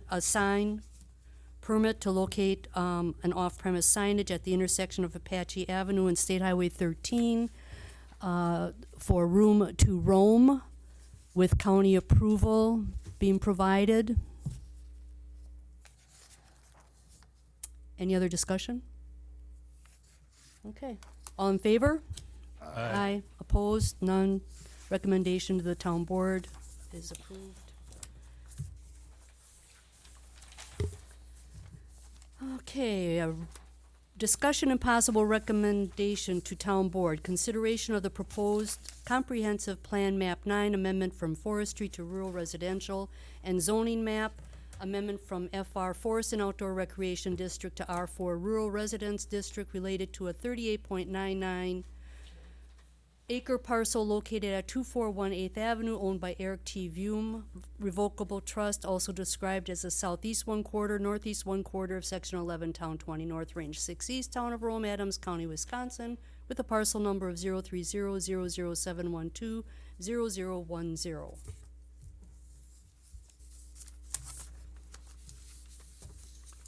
Got some questions on this one. Do I have a motion? I'll make a motion that we make recommendation town board to approve the proposed comprehensive plan 9 amendment from forestry to rural residential and zoning map amendment from FR to R4. For the property, Well, may I ask if you're also including Oh, adopting- findings of fact, including the findings of fact.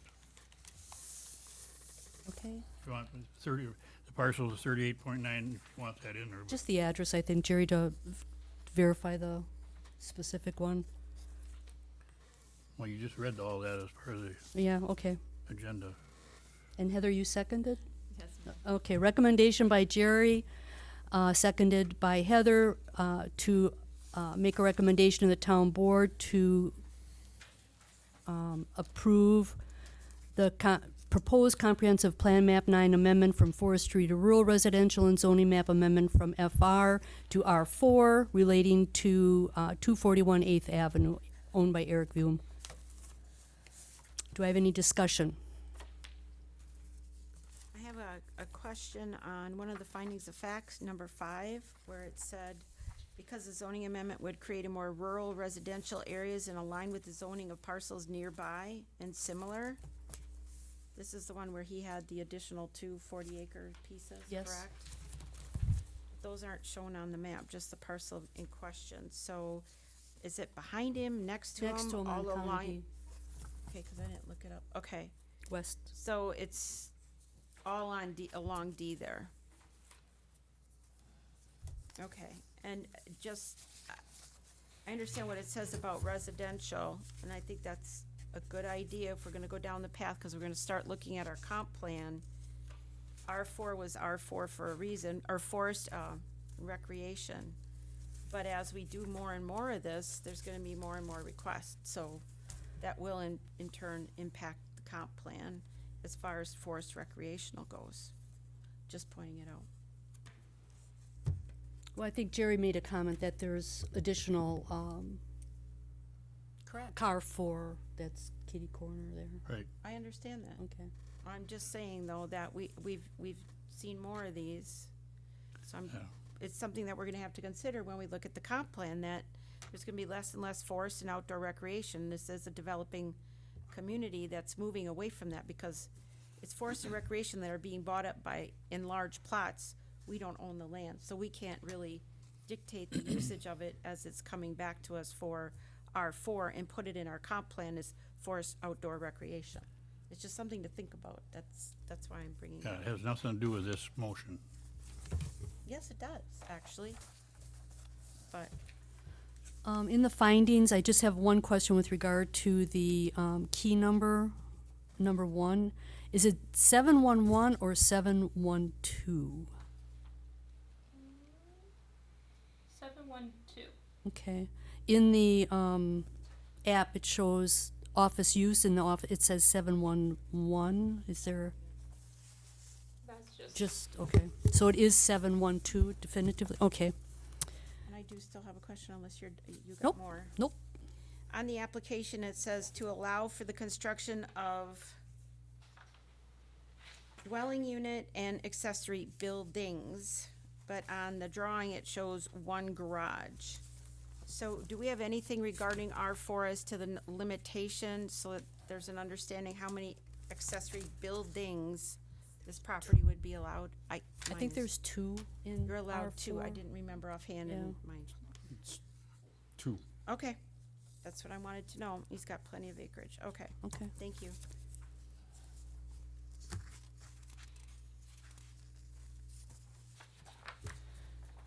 Okay. Any other discussion? The motion's been made and seconded. So all in favor? Aye. Opposed? No. Hearing none. Or the recommendation to the board is made.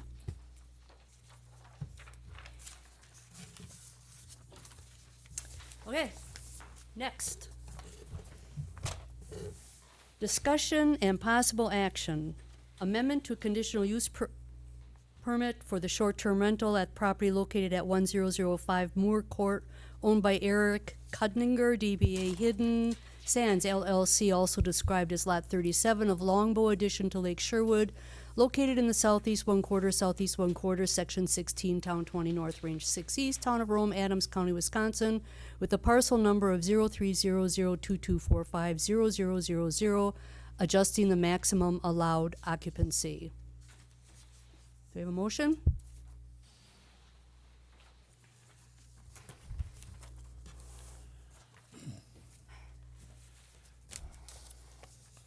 Jerry, do I have a motion? I got mine. I'll make, Okay. I'll make an motion to amend the conditional use permit for short-term rental property at 1005 Moore Court, owned by Eric Cundiger, doing business as Hidden Sands, also described as Lot 37 of Longbow addition to Lake Sherwood, adjusting the occupancy from 5 to 6, I'll second that. Well, with incorporating. the finding of facts. Okay, a motion's been made by Tom, seconded by Jerry, to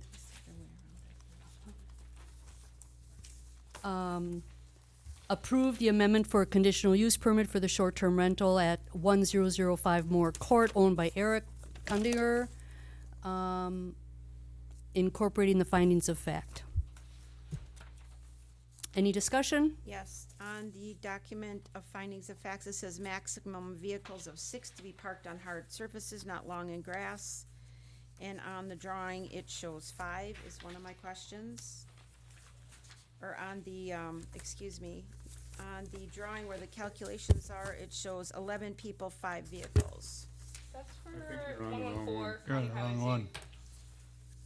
This is 1005. Oh, I'm more. sorry. Yep. Yep, you're correct. My question on this one was proposed conditional use year. It said on his original application, I think indefinitely on here, it says just a year. Maybe I have that mixed up with that one It said too. 1 year on his, yeah. All right, so he doesn't want it indefinitely? It should be indefinite. And then the question I had is if you can clarify why originally we did say 5 again. He said that there was an internal mistake in the calculation, or how is it now that they can ask for the additional occupant? Because I believe in a previous meeting, there was some discussion about that.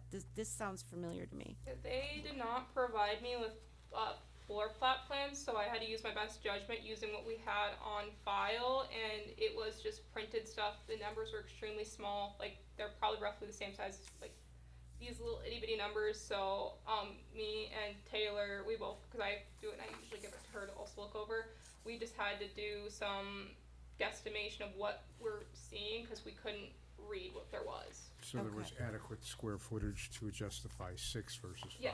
Yes, because then Once I you was got provided One was online. something you could read. 1,500. Yep. Okay.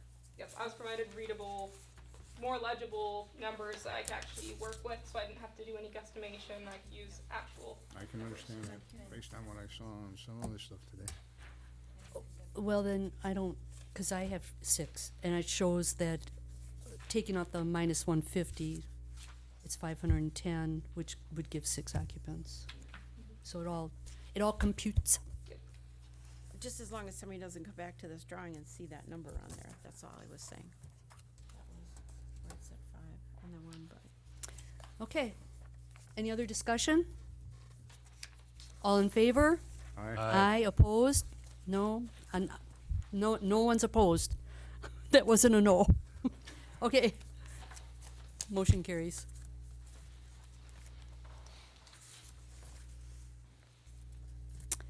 Okay, discussion and possible action, consideration of the issuance of a conditional use permit for the,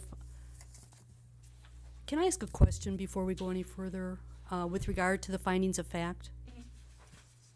What was the what's the procedure going to be now? So if there's any of them that have any written conditions, how I would like to go forward is I would like to be able to write them and then type them up at a different time. Then I will mail them to the applicant, and then the applicant will either have to return mail them to me or bring them back into the municipal building within a certain set period of time. You guys can choose to have that as a whatever. But and then after that, I also have your signature, and then that's how we put it in the file, just so it looks nicer and it's easier for someone in the future to read. Okay, so everyone that's been signing the findings today, They have no conditions placed. okay, Yeah, no, they don't have any conditions. If Okay. they were to have a condition, I would ask them to wait, but since these ones didn't have any. okay. So are we to decide as far as this time thing right now? I would say that you probably wouldn't want to set that as a condition. What it would be is, it would be a requirement before we'd issue the short-term rental license. Or Okay. the conditional It use? would be procedural. It would be procedural. The Internally, conditional use permit? Yeah. No. you're short issuing term. the conditional use permit, you're adopting the findings of fact with potentially conditions. Because if you don't put conditions in, it's a non-issue, it gets signed. Right. If you put conditions in, it sounds like the process Right. is now going to be to type that up and send that, and it needs to be returned. If the concern is getting it returned, which would be justifiable, Yes? it would have to be returned before we would issue the short-term rental license, but you don't need to be it wouldn't make any sense for you to put that as a condition. No. That's an internal It wouldn't process. have to come back to us. Internal process. Would Okay. that be the same for things like site plans and like, Yeah, you would require it back before you oh, zoning do permits, yeah. Well, the official issuance of the permit. I have a question though with timing with regard to the site plan, because those are recommendations to the town board with findings. What, is this going to be scheduled, do we have to wait for the scheduling of that for the town board until before, if it's before that findings of fact is returned to us? No, So it can be scheduled with the town board, we can make the recommendation, not get the findings of fact back signed and completed, and yet the town board can do something? So whenever I read it in, I will always read in what conditions you put in during my report to the town board. It would still have to be eventually signed in. If the town board decides to approve a site plan of operation and adopt the conditions that were recommended by you all, then that would need to be, of course, signed. But there could be potentially additional conditions added, right? And so it's hard to say that that has to kind of be held, because you're making a recommendation for site plan of operation. Technically, the board could set another condition in. They could remove a condition. You see what I'm saying? So you probably have the same type of internal process. It wouldn't be something that you have to have back before you take it to the town board.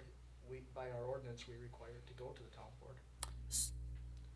Okay, so I'm just wondering about the findings of fact, as far as, it's in ordinance that we have to do that, but they don't necessarily have to have it No, for the adopt town board. findings of fact as presented or with additional conditions, and of course that goes to the town board. It always does, and If it's not signed, right? It still even gets if it's scanned not- in. Yeah, it Okay. gets scanned in, it gets read in, and then when it's finally done, it might have all those conditions, it might have a couple strict, it might have additional ones. That final one is what needs to get signed and put in the property file. And then internally, staff will not issue short-term rental permit. And now she's talking about a I'm talking about site of plan operation. and going in front of the board, or anything that we have to recommend to the board. You know, are we putting the cart before the horse by having the board do it without having our findings taken care of? Well, likely the applicant's also gonna be at that meeting, so if for some reason they didn't sign it before, I'm gonna have some sort of scan of it, so I can always reprint it and then have them sign it at that point in time too. So when would I sign it? I would ideally have you sign it before, but I can scan in the one with your signature if that's, a concern. I could scan that one in as well, and then if for some reason they don't give it back to me, I can reprint the one that already has your signature on it then and have them just sign it, and we can go like that. Okay, all right. I think that works, right? Perfect. Just tell me where to sign. Okay, now I forgot where we were. Are we on number 15? Discussion and possible action, consideration of the issuance of a conditional use permit for the following purpose: the short-term rental at the property located at 114 County Road Z, owned by Larkey Investment LLC, Andrea Larson, also described as Lot 2 of CSM 6760, located in part of Government Lot 2 and 7 of Section 2, Town 20 North, Range 5 East, Town of Rome, Adams County, Wisconsin, with the parcel number of 0300039-0015. Now I can answer Lori's question. So I didn't Well, do we need a motion Oh, yeah, first? probably, yeah. What question? Okay, Oh, let's do a motion first, Oh, please. the number of people.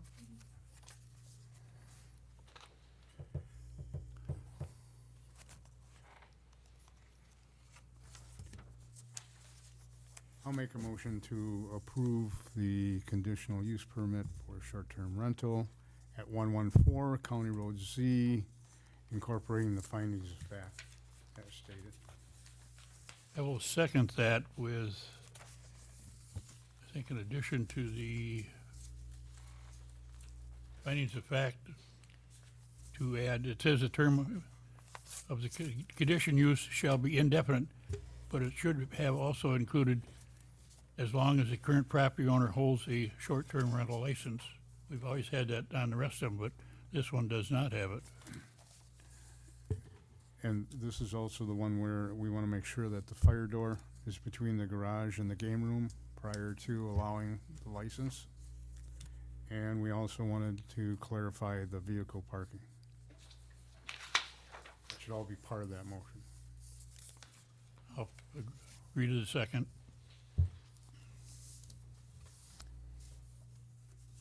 Now, Lexi.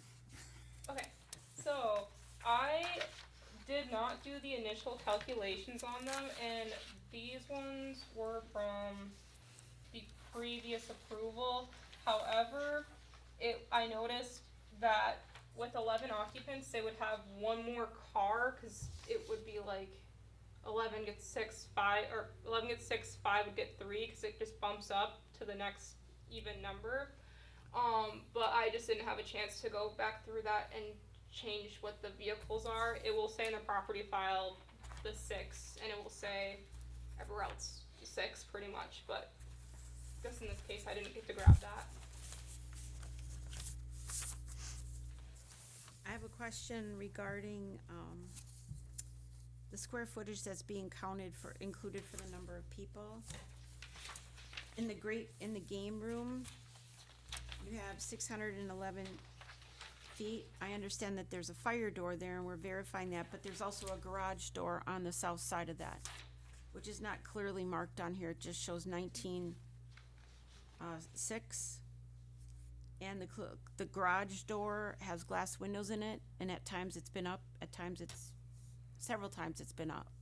So I'm curious, when this was originally done, this was the drawing that we were given, but now that I've seen that, I'm curious, is that game room still able to be counted for square footage for people that can use it if there's an access to the outside like that, and that's not defined as a true garage door? That's because we were told previously, I remember approving this, being part of this board, or this commission, that was gonna stay securely closed. Yeah, I was told by the previous property owner that they were planning on bolting it closed somehow. I'm unsure if that ended up by happening though. But it's still not defined on this drawing either as a garage door, and how do we know that it's bolted? So if it's bolted, it's living space. If it's not bolted, it's not living space? I believe so. If I recall the previous time that this property came forward, that was the position that the interim zoning administrator was taking in their calculation to allow for some additional occupancy, because that was considered living space by their standard. So is it permanent bolting, so it cannot be opened? So then it shouldn't be counted if you've seen it open. Is that what you're saying? Well, I'm just saying there's a garage door there that's not on this drawing, and I've seen it open on occasion. And there's cars Therefore, there. that should not be counted as living space. I'm asking the question. Well, that's what I'm hearing. That's why I'm asking. I'm getting a little confused on this one too. Because he said there's no bedrooms or no place to sleep in the great room. We have 3 bedrooms. How are we getting to 11 people with only 3? Maybe you're shaking like you're following my train of thought. Yeah. Yep. Like, it seems like these, and I don't know the fine words in the town code, but if there's 3 bedrooms and we allow 2 a bedroom, it seems like 6 would be the occupancy. And if we allow 3 a bedroom, 9 would be the occupancy. I don't see where the great room in this bonus room. Well, what about a pull-out couch, or like a queen couch? Okay, but Okay. then the great room, Not the game room, because In the great room. wasn't any. In the great room. in the great room, okay, I could get I there. can see that, So okay. then if I go 2, 4, 6, I get to 8. We're picking up 8, 9, 10, 11, because we have 150, we have 600 and, oh God, I'm 611 getting old, aren't I? feet. It's actually 611 square feet there, it reads, I think, that, Using their numbers, I come up with 615, but. So if you take see that the number on 611 out of the total, then what would be the occupancy? Well, it'd be minus 6 people pretty much, so it'd go from I thought it was- 11 to 7. So you're saying 6 people are potentially using the game room for, you're It's using, just- did I say that again, please, So Deb? there was, yeah, because this is about livable space. So how that kind of works is like if you have the ability to put a bed somewhere. So like for instance, you have a dining room. You're not using it as a kitchen. It's not a bathroom. You can pull the tables out and you can put a futon in there. Someone can sleep there. It's livable space type. They just come in handy when we talk about the conditional use permits, but just saying. But yeah, but if you were to take, but then how we do calculations is we add up all of our livable space. We're not counting the bathrooms. We're not counting our kitchens, Right. and we're not counting things like hallways necessarily. So if there was 600 square feet in that space, because I mean how we do it is you get all that up, you have 150, and then it's 100 per each additional occupant. So if you were to strike down that space at 615 square feet, you would be effectively removing the ability for 6 people to be there, if you're not considering that livable. So then the occupancy would be from 11 to 5. Yeah, if you're taking 6 away. Yeah, that's the right number. Well, if the door's not But- bolted and we don't know that, how can we approve it for the great room or the game room to be counted in the square footage of people, correct? But if we take out the great room, you said we knock out 6 people. Game room. The game room would knock out 6 people in occupancy, which he just said would bring us down to 5. But that doesn't seem right. If there's 3 bedrooms already, you think mathematically you get to 6. So somewhere we're gonna have to revisit that on a later date and time, because we're getting a lot more of these coming through. And let's face it, that's a lot of people in this home. So I don't know. But we've approved a lot, I'm just saying we approved a lot of people in much smaller square footage, that was questionable too, and we cut back somebody with huge square footage down Correct. to half the. I don't. So what we're basing this on anymore, I'm just saying that there's an open garage door there that's not bolted, and if it should be counted within the square footage to allow people. But if it impacts a number like that, I don't know what the answer is, but it's Like I an, said, my numbers I give you are my recommendations. You guys have the ability to understand. choose things outside of my recommendation.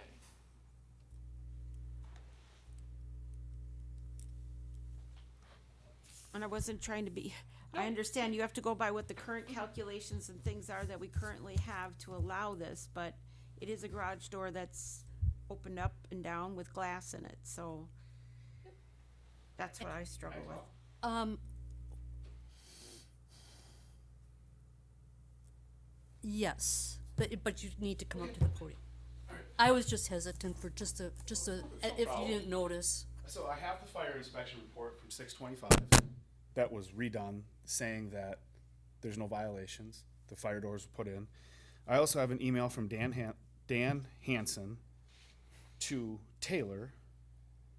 The third rental inspection has been done. The above address, all has been corrected. The southeast garage door has been converted to a habitable space. Approved. The southeast garage door has been properly drywalled, and fire doors have been installed, creating a compliant attached garage.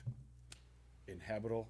So it's saying that everything that was supposed Yeah, to be we have done that. was approved. We have that, but Okay. the garage door is open, so if it was drywall, how can the garage door be open? I'm Third confused. rental inspection has been done. The above Are address. you talking the other, we're You're talking the about other the garage. game room. The game room we're I believe the discussing. game room separated from the garage. Right, that's Yeah. what we're talking. Southeast garage door has been converted talking about the game to room. a habitable space and approved. To a habitable space. Habitable space and approved. But it had to be That is from bolted. Sorry, Dan. did you say the garage door or the garage? The third rental inspection has been done at the above address. All items have been corrected. The southeast garage area has been converted into a Southeast. habitable space and approved. It says garage, but. Southeast, well, it was probably at I one have no time. direction on this map. I can't tell Southeast, from well, when anything. you're looking at the property on the north, Southeast, that would be the South, corner that. east, that's that garage door, correct, yep. Can I ask one more thing? So Okay, it should be counted So as what, habitable space. what do you allow in a bedroom? Is it 2 or 3? Square We don't- footage. we It's don't just set based the off of square standard- yeah, footage? we don't set the standard. Okay, because there's 3 bedrooms and the living room does have a pull-out couch area. So, but it's, 246. but if it's all based off of square footage, I suppose that's what you guys are trying to figure out. So what is drywalled in that room then? You're talking drywall in the room and the garage door, I'm just talking about an open garage door, that's all I'm stating. It's not bolted shut. And it was So- discussed last time that it would be bolted shut when this was approved. But So, Dan, in his email, said it's habitable.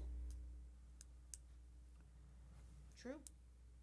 which means that if it's habitable, I would assume it can be placed into the square footage to determine occupancy.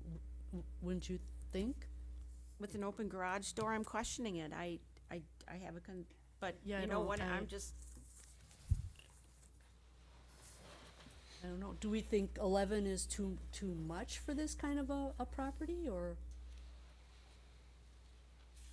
what are the thoughts on my? bottom line is Right safety side. for people. So, yeah, they can get out, they can open up a garage door, but then don't tell us it's bolted. I guess I just want, there's no garage door drawn on this drawing. So to me, that's a misrepresentation in the original documentation that Dan approved, so. Just saying. I don't know why you'd want to bolt the garage door. That's another exit point in case of a fire. True, I just said that. But we were told at the last meeting, I recall, we all were sitting here, Jerry, when it said, we were told it'd be bolted shut. So I don't know what the difference was, or I'm just pointing it out. That's all. We've gotta Well, prove it anyway, so it's a conditional My use condition permit. is whether it can be incorporated into the occupancy square footage or not. And if Dan Hansen has said that it's habitable, I would tend to go and say it can be included in the square footage. I agree. So, I have a motion, but I think the motion included I the, think we can change it and eliminate the fire door because he said he has that, I can send you completed. this that you wanna see. if you could I've got please the send fire that, inspection and the email. and the vehicle clarification has been made to 6, correct? yes. Occupancy of 11, vehicles of 6 is what the motion would read along with the findings of fact. I'm not adding any additional. And then, Revision you'll to the- send that email, unless Lexi, you have that email between Dan and, okay, if you could please send that to Lexi, please. Sure, Um, absolutely. I'll send a fire report too. So, then the motion is, to approve the conditional use permit for, 114 County Road Z. It was made by Bill, seconded by Jerry. Any other discussion? Oh, incorporating the findings of fact as well, I'm sorry. Right, With it it- sounds like as presented, although the term needs to be adjusted to Right. reflect our, In- Or to indefinitely? it is indefinite. It is but indefinite. needs to be, Yeah. As long as the, as long as the, Oh, as long as there's, the person it's holds the short the same owner. Somehow that phrase got left off this one.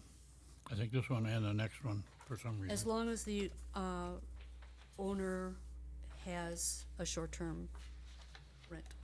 Okay. Okay. No more discussion, all in favor? Aye. Opposed? Granted. Okay.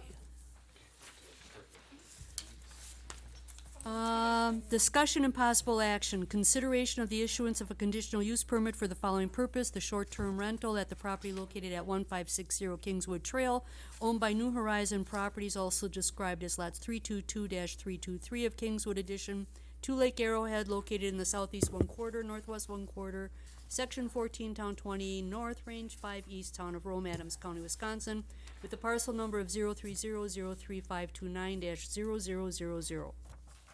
This is number 16.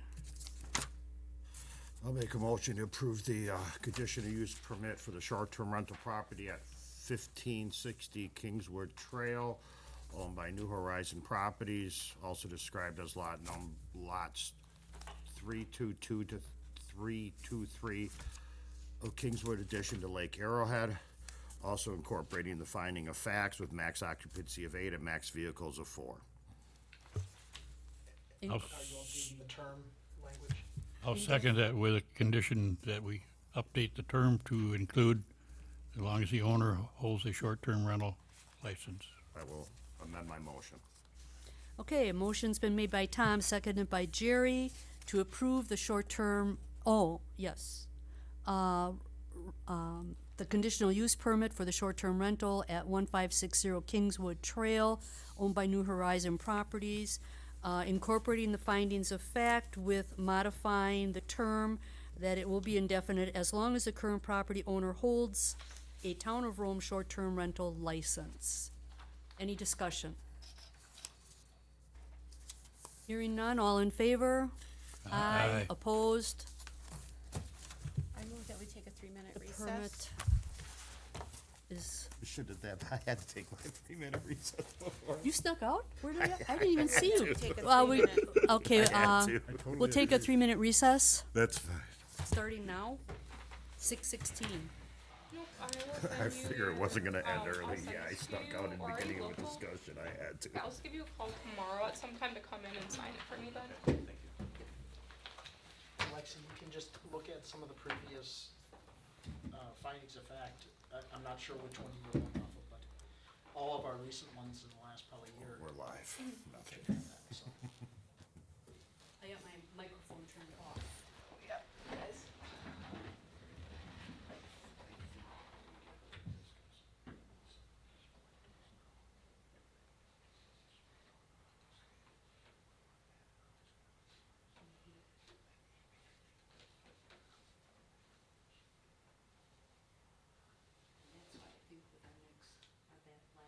That's where I'm gonna go, because that seems like, I know I wouldn't.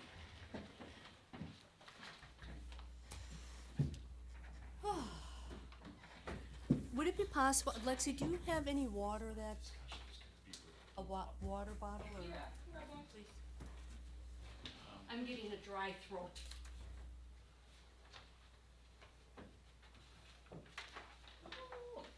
You just stayed for the whole nitty and the gritty, huh? Yeah, Were you a glutton for punishment? you know, so much gets missed on the recordings until they update the technology. I know, you can't hear, my husband says he gets so tired, he just shuts it off. For me, it's important to get some of the details. I sit and go around.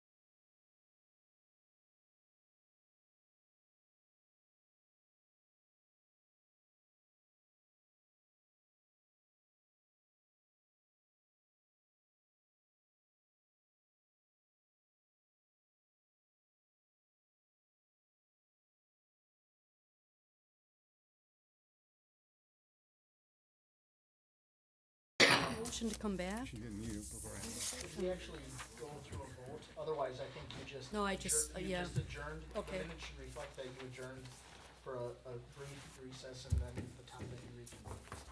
Okay, is everybody ready? That's- Okay. We adjourned for a brief recess, and now we're going back in session at 6:20. Okay, next item, Discussion and possible recommendation to town board, consideration of an amendment to the site plan and plan of operation for Gabriel Development LLC, Papa Bears Mini Golf, the gift shop to build a garage in the Rome Town Center, RTC, at 266 Matterhorn Trail, also described as Lot 2 of Plat 5947, located in northeast 1/4, southwest 1/4, Section 8, Town 20 North, Range 6 East, Town of Rome, Adams County, Wisconsin, with a parcel number of 030-01136-0576.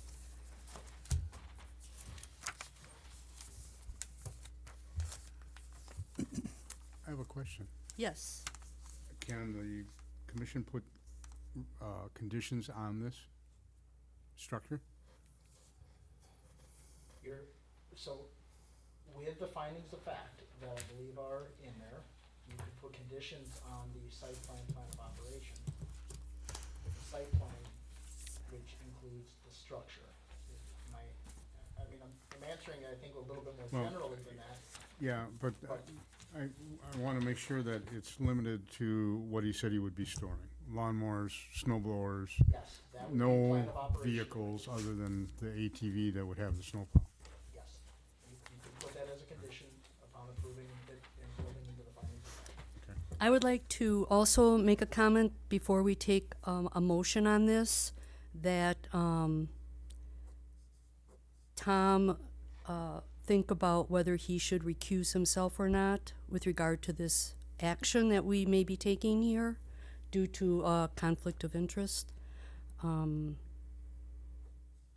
I believe in the entire aspect of being totally transparent and know that there would be no deferential treatment here and that he isn't trying to intimidate or do any other action to any other commission member here, that he think about doing that before we start the motion and the discussion.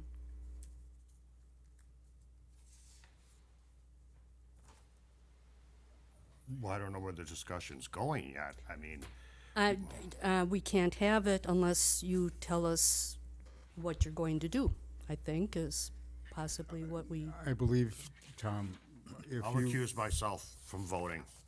okay, thank you. And also, I don't know if you would be offended by this, but without you being up here with the other commission members, would you be willing to take a seat down next to Lexi or in the audience, rather than be up here as a commission member? Well, I think that for me standing at the podium before, and a lot of people said, I'll wait to the motion part, I think I should be involved in the discussion.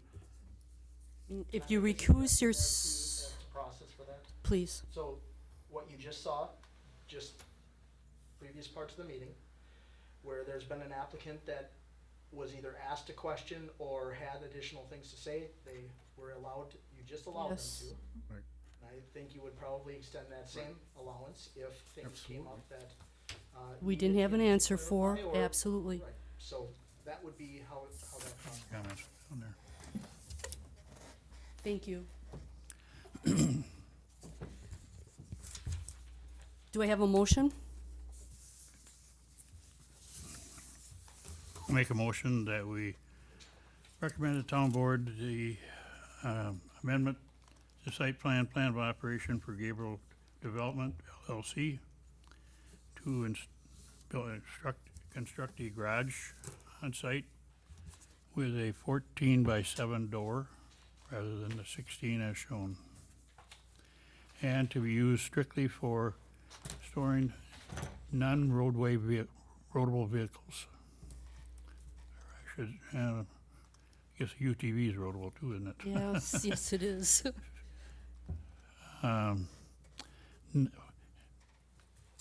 And not store any licensed, no, that's not right either. That UTVs, doesn't that would work. do everything. It's probably just for storage of equipment related to the business, correct? Correct, okay, let's leave it that way.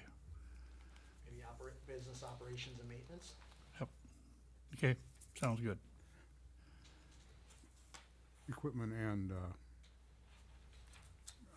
what's the other word And I'm looking for? 'Cause you chemical wanna store supply- and pesticides chemical out there as well, supplies. right? Correct. Yeah, so I wanna make sure that that's Equipment and included. materials? Equipment and materials, that's the word I was looking for. Anything associated with the business. Yep, related to business operations. Does that include the finding of facts? Including findings of fact, And excuse me. Commissioner Weisinger, just so I can understand exactly what it is, the doors for the accessory structure would be 2 doors, what size? No, one No, door, one door. 14 by 7. That's under the 100 square feet then. I was just gonna check that. On a I just wanted to make sure that we were clear on, because that would be built into the findings of fact, I think. Right. Rental out of that building to anyone other than the,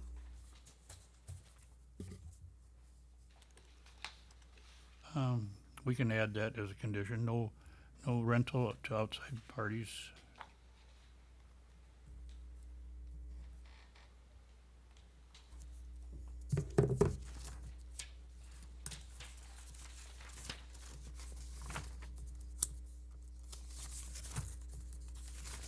Am I missing something here? There's no findings of fact for this, is there? yes, There is. It's Very back. towards the back, but not at the very back. Before the Intertech, just before the Intertech information.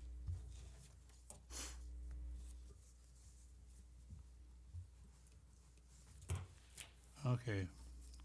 Got separated here, okay.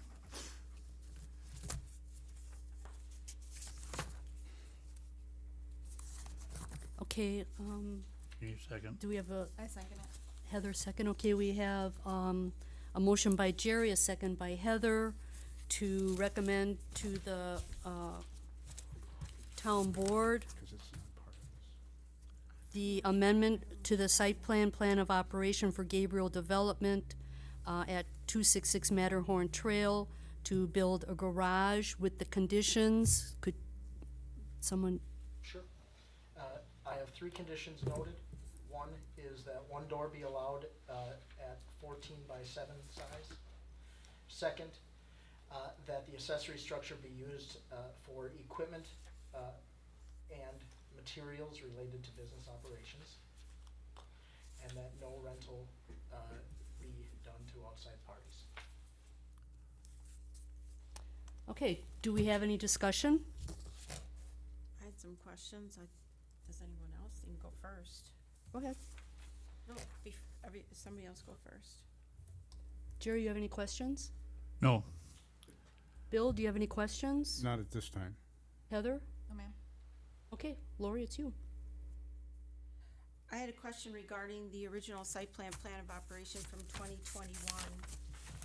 Originally, there was a statement on there that says outside storage, no, for combined property usage of both businesses, mini golf concessions and a gift shop. The outdoor storage question was answered, no.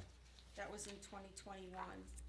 And then there was a question, it said need to discuss landscaping plan showing existing and proposed vegetation. I would have a question about what is the proposed vegetation and landscaping plan, for this proposed accessory building. There was also on that original application for signs, the location, height, size, materials, design, and all proposed signage on that original application.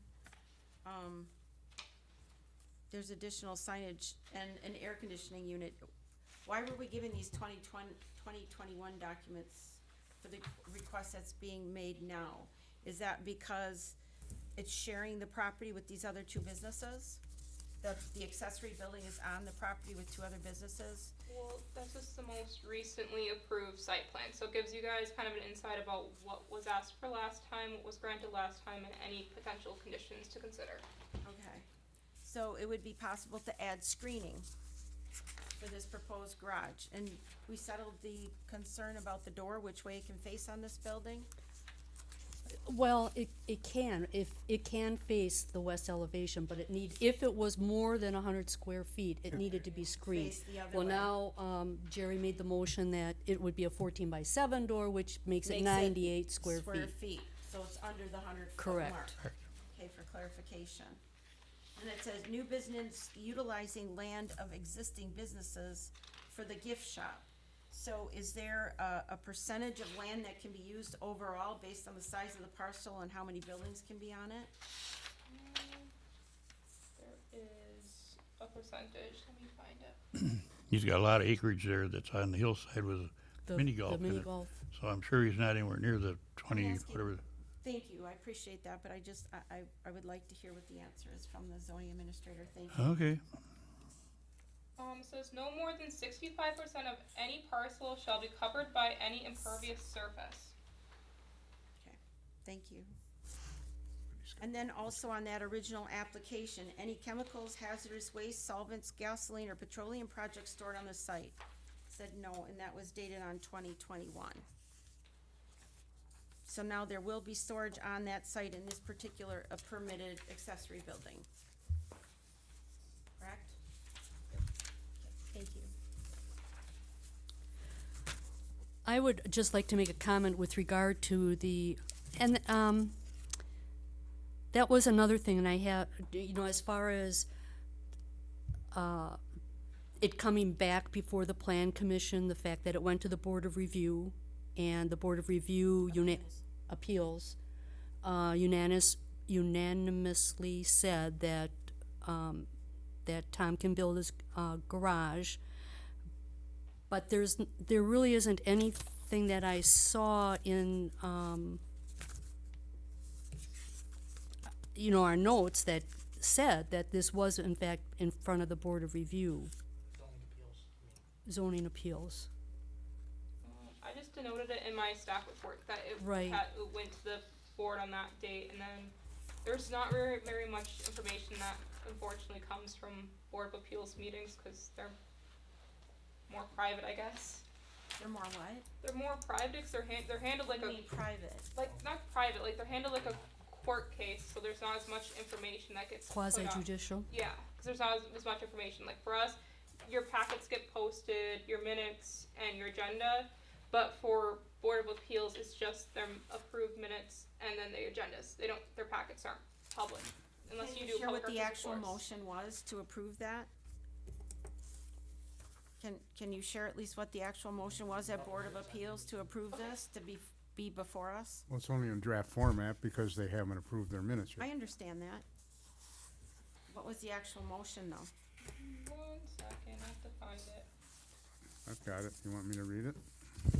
You got it? Yeah, well, Lexi should, I'm asking Lexi though, really. I can find it then. 1 second.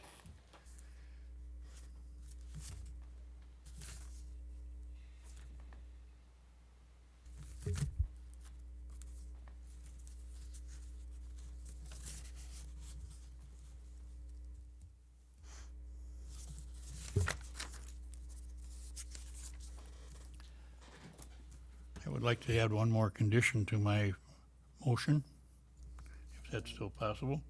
If you can just let her finish this piece, Jerry, we were waiting on an answer, please, if you would. I'm just asking to hear this answer. Well, while she's looking, Jerry, why don't you just give your, Well, she didn't want me to talk while they're waiting, I guess, but do you have it, Lexi? Oh, she's got it, okay. Okay. Yeah, because she was getting ready to read it. So there was a motion by Belle F. Lewis to grant the variance based upon the unnecessary hardship placed upon the applicant by past boards. Okay, thank you. And after that was made, there was a 30-day right to appeal, to bring that back and have it go basically to circuit court, correct? Only after it's published. Hasn't been published yet. Is that correct? There would be an appeal period, and I believe it's after it's published. I think that is correct. And when is it actually published? After they approve the minutes. Published, I don't know, What do you, yeah, I don't know when. You the- can't- the next what are you talking of? You're getting, All right. getting what published? What does that mean, Nick? What he's saying is they be officially adopted. You know, I think that's probably the term, but, Does that I know apply? there's a window of time that it can be appealed, 30 days. and I think it's after the decision, and the decision, then the publication isn't the minutes, the decision. So after a Board of Zoning Appeals decision, there would need to be notification that the zoning administrator provides to the applicant on whatever decision is. That's what triggers the window, I think, to appeal it. It's not the minutes, it's the decision. And the reason for that is, I mean, we've had, heck, in the past, we've had times, I think, from 2016 to 2019 maybe, we didn't have a meeting, right? I mean, and so those minutes stand in unofficial form. That doesn't leave that open. It's when the decision is actually communicated and to the applicant, because that is a required step. You get pretty dusty after a while. I thank you for waiting, Jerry. I just wanted to hear what your answer was. Okay, the additional condition I'd like to place on that is that the garage door, if the owner cannot find a acceptable mural to go on the garage door should be painted tan and red to match the outside of the building, So it's not white. We don't want a white door. Heaven forbid.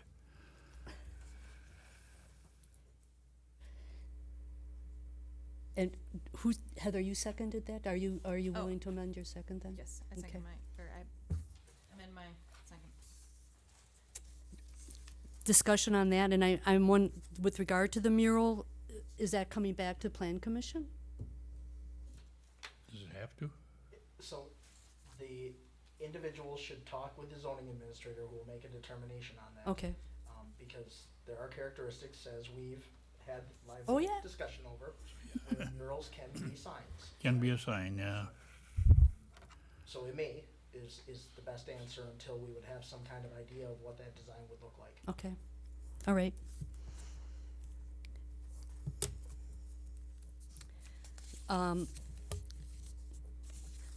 The thing that jumps out at me with regard to the variance and the appeals is the fact that the hardship claim was based upon what the town of Rome did. However, in 2021, a second building was built, but there was nothing putting into place the storage facility that he obviously knew, because I think Papa Bear's was there in 2016 or shortly thereafter, that he knew he was having this kind of a situation and that he couldn't do an accessory building due to the fact that the septic system is in the back, but he built a second building without taking into consideration that he needed this storage and he needed this, and he didn't incorporate that into the new design of the building. So I just want to make a statement that I believe that the appeal was inappropriate in some regards and based upon the hardship claimed. And I feel that perhaps this could go further. If he was So gonna that's my incorporate that storage area into the other building, would mean you'd have to put up a firewall, fireproof that from the rest of the building. if you Yes, got- which is typical of even when you put on garages between houses. The point was that by the time he built the second building, he knew that he needed storage for Yes, the he first did, yeah. business. And that could have been incorporated in that plan. That's hindsight. Yes, but then they're utilizing a hardship that the town placed on him, and the hardship was, I believe, self-inflicted, which is not grounds for a variance. So, okay, that's my 2 cents worth. We can't. Any other discussion? I'm curious if there's other options for storing flammable materials outside. Other businesses in the area are taking them away or not storing them on site. Is there an alternate solution for an accessory I was building? really surprised that the fire chief didn't come up with some alternates other than a garage. Because you can have a fireproof cabinet that would be but outside and store You're gonna have a flammables. UTV and some of the other Well, that, equipment that you need for snow removal that don't fit in the storage I unit. understand. I'm just saying that there were other alternatives other than just the garage. Well, either way, It's been Whatever- trailering whatever equipment since he opened. it would So be an it's a accessory convenience. building regardless, right? It's a convenience. It's a convenience that's been granted, that's all. I'm sorry. I agree with Diana. Any other discussion? I would ask for a roll call vote, please. A roll call vote has been asked for. Jerry? Yes. No? No. Yes? No.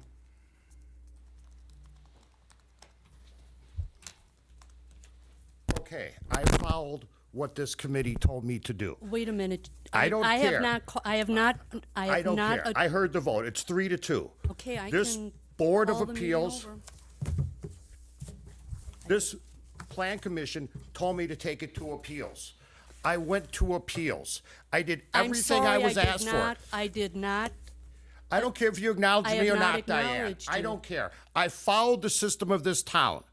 Okay, I don't know why this group I'm is not being gonna so. argue with you, but you You're not. argue. I'm making this for Tom, could TV, you so you can please, kick me off the Tom? Plan Commission when I'm done. Why didn't you build it in your second building?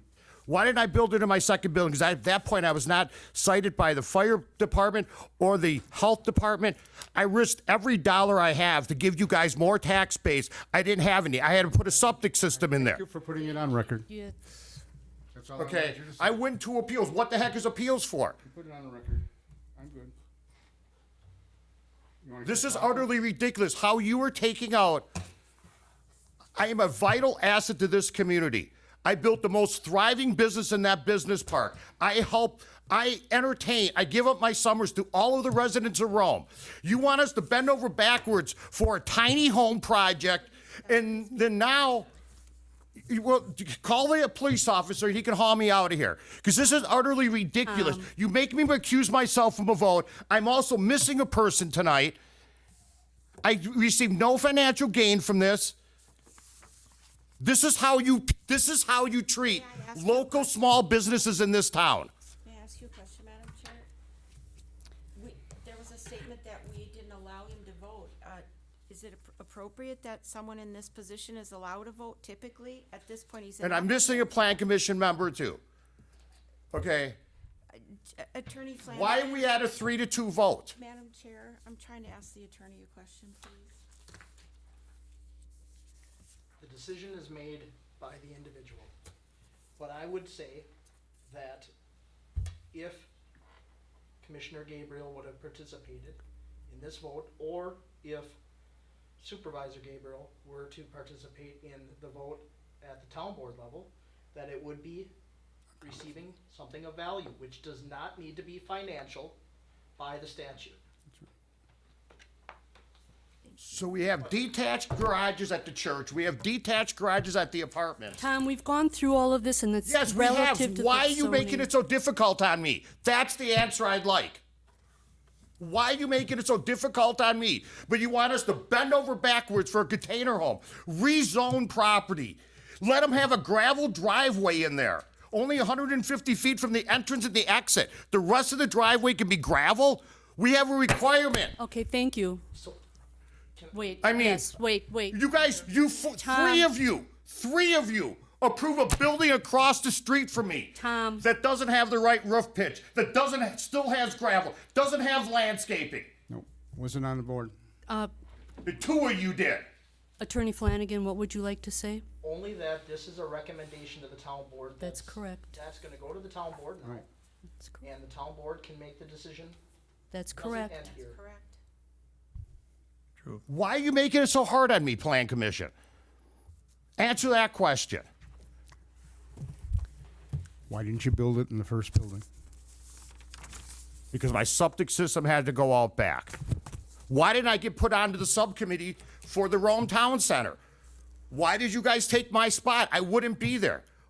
Because you are a one. I mean, does Up North Brewery ever want an Tom, accessory building there? I see a lot of stuff outside there. Tom, please. Can No, you not just- please anymore. just- I've worked on this for a year. I paid out $700 to get before the appeals, to get before this plan commission. This is utterly insane what you're doing to a small business in this town. But yet you want us to bend over backwards for somebody that doesn't even live in this town. How many other businesses are chopping to build in that Rome Town Center? I was the first guinea pig in there a decade ago. At what point can, wait. Yes, We're not there gonna was go only back and Stagecoach there forth. when We're I only bought. going back- We're not going back and forth. That's right, we're not. I'm not, So just, Madam Chair, yes. understand that you have a motion that failed. There's been no decision yet, so somebody needs to, this matter isn't concluded. I mean, all this aside, you have a motion now that has not passed. Whatever that, whatever we're doing here, we're still on an agenda item, Madam Chair. And we have not resolved this matter. How do we resolve it if we already voted then? What's the Second next step? You have Well, a the motion recommend- that failed. Right. That's where we're at. But we have not moved on. If somebody has a second motion, they can make a second motion. There needs to be some kind of recommendation that goes from this group to the town board, and right now you've got nothing. Well, in the past, we've put things, I have a question then how that works, cause in the past, we put things forward to the town board where this body said no, but it still moved on to the town board. Problem is, nobody said no yet. You've just voted down a motion To make a recommendation for the garage. We voted down a motion. I'll make a motion that we recommend this to the town board for their approval, Consideration? their consideration there. Are you may I ask Attorney Flanagan a question though? Are you suggesting that we think of an alternative solution? I'm just saying this matter isn't resolved just because a motion failed. Failed. That's all I'm saying. Yeah. But now you have another motion on it. Yep. Jerry, can you repeat that, please? Pardon me? Can you repeat your motion, please? Made a motion that this item be, we recommend to the town board to review this item for their consideration. Thank you. I'll second that. Motion by Jerry, second by Heather to make a have the town board make a determination, To review this. a review of the site plan and plan of operation for Gabriel Development LLC.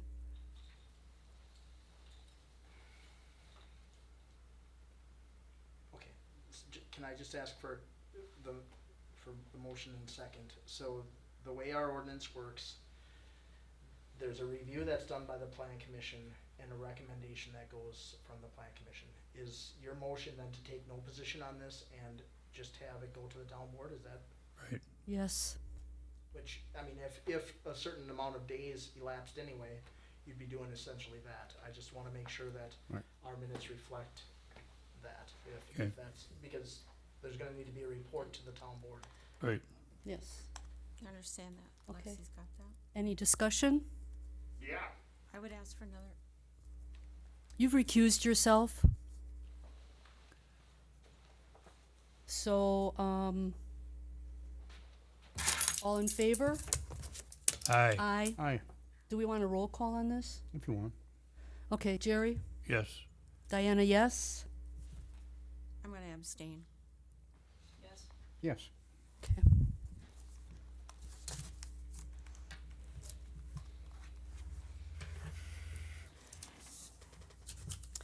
Okay, next agenda item, which I hope we put off for a future agenda. Discussion and possible referral to future agenda, review of town ordinance requirements for short-term rentals and consideration of removing conditional use permit requirements. Can I just tee it up and then we can Sure. consider some things for the next, that way I can kinda tee it up and get Yeah. some feedback from you on the next meeting. Okay, That would be all right. sure. So in your packets, you have really the ordinance regulations related to short-term rentals. Just to give you just the quick and dirty of it, you have ordinance regulations that are in your zoning ordinance, you have ordinance regulations that are in your licensing ordinance, okay? The zoning ordinance specific ones, which would be of utmost importance to the plan commission, relate to 360-9 sub E use regulations. In 360-9 sub E, we note that there is a distinction between short and long-term rentals. Okay? Because of that, we do a couple different things. Number one, we require a conditional use permit in that section. Okay, that's where we're basically stating a matter of policy. an approach to these, that we require some kind of enhanced requirements. I'll get to where I'm kind of leading up here. The other thing you do is one of the things that we do have control over with short-term rentals, and that is you limit the duration, right? You further limit to only those being more than 6 consecutive days. So that's in 360-9 sub E. The other area that you then regulated is in 360-37, Articles 6 through 14. Those are your district-specific areas. 6 through 14, you said? Articles 6 through 14, Okay. yeah. And so all of this is in the packet, but just to kind of give you the roadmap to how things are regulated. 6 through 14 is where we're codifying your matter of policy in 360-9 sub E. When I say codifying, that's where every single district we're putting the conditional use permit requirement for short-term rentals. And when I say every single district, well, we have some districts that just incorporate, for example, R3 regulations, and so we have it in, in those, and just incorporate it by reference. So that's where we're actually setting the conditional use permit requirements. Then, in chapter 234, that's where we have our license requirements for short-term rentals. Okay, and so in Article 7 of chapter 234, you have your short-term rental requirements. So just to give maybe some food for thought in your consideration for the next meeting, there is some potential ways that this could be regulated without having a conditional use permit process. That's not to say that you can't just keep it with a conditional use permit, but if you wanted to have some kind of review, because we're clearly saying there's a distinction between short and long-term rentals. One option that I've discussed with staff and we could put a process to it would be to have the short-term rental license requirements from a zoning perspective still require the zoning permit. Okay, so it would still have to go through a zoning permit, which allows Lexi to review this in the same way she does today. Okay, and what we don't have in the section for our zoning permits is a bit of language that we have in other areas of our ordinance. The language I'm talking about does give discretion to the zoning administrator to refer something to the plan commission if they deem it necessary and appropriate. That's the wording we use in other areas of our ordinances. Okay, so that's how you get it to the plan commission in certain situations. Then, okay, you can codify the things that we're seeing recurring in your conditional use permits. So like, for example, the property manager requirement. Then you set some internal thresholds, okay, with staff to set the expectation on when it's necessary and appropriate to refer it to the plan commission. So we're not necessarily codifying that, but we're setting some internal thresholds. For example, I'll just give a couple ideas of things that might trigger internal thresholds that might be discussed and put into place. Occupancy would be one. You could still, by the way, in this process with a zoning permit with short-term rentals, have the property owner notifications. Could still happen. You could have the internal threshold be if you receive a certain number of or maybe if the zoning administrator deems any of the dissent, if she receives any dissenting letters, if it's necessary and appropriate, it comes to the plan commission. In other words, you set the internal thresholds to get it to the plan commission. All the other ones would be reviewed, and you would just codify the things like property manager requirements that you have. So it would still be a requirement. It would just be Lexi, for a majority of them, reviewing those and setting those thresholds in place. So just, again, nothing that we don't have to have an extended conversation. I just wanted to give a general overview of maybe an idea of an approach. There could be other approaches, but that's one idea of a way that we could have a process that is similar to what we have, but doesn't necessarily have every single conditional use permit in front of you every time a short-term rental comes in. So. I see you had some conditions already on 234-58. I agree with most of those around there. That's a good idea. agree with Jerry, yeah. Just some thoughts. I just wanted, I appreciate just allowing me to set that up, just so we don't approach it kind of at square Cold one turkey. next time. This gives you at least some food for thought and Do some homework. couple things that I'd be looking for, I think that would be really helpful for moving forward. Number one, an idea. So if the zoning permit sounds like a good idea, that could be one option. It could be something else if you like the idea of that. One thing that would be helpful though with the zoning permit option, as I had kind of set up, is the idea that we don't have to codify the internal, the internal thresholds, but have a conversation about what those would be, so we could start to put together an internal policy. So how this would look, it would be your code, and it would likely be an internal policy that would be for whomever is sitting in that approval position, right? That internal policy would have those thresholds, which would be the expectation as to when it would go to you all. And what would be the advantage to not codify, or why wouldn't we wanna codify the internal policy? Yeah, because, so just like we other have, policies, but I'm sorry. so your policies, okay, I'm just saying, so when I say codify, I'm talking about your ordinance, Right, okay? You can still have a policy, and I think you probably should, because okay, whomever is sitting in the seat that that is approving it, a policy is just good practice to have in place so they can go through.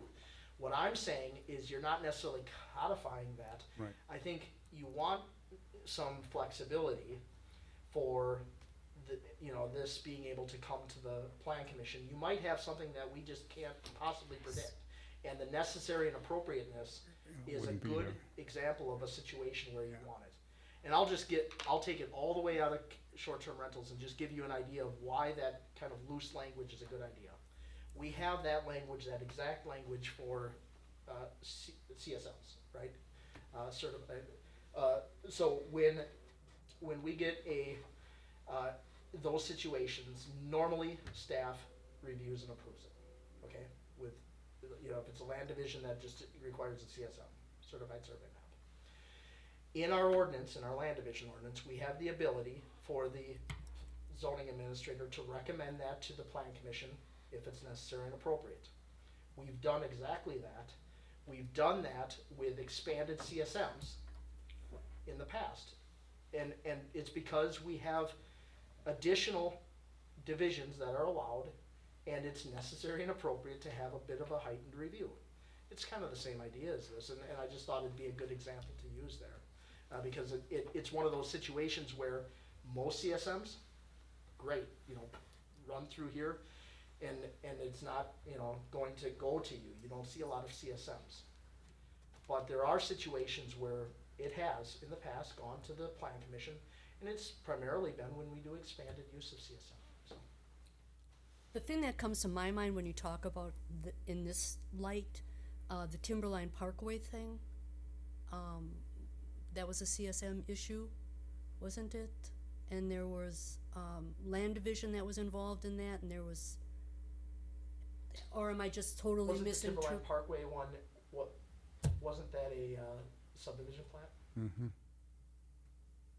So that would go, That would, subdivision okay. plats go to you, so I'm talking Okay, about CSM. CSM, You which don't is, see many of them, Right. because they Yeah. get approved here.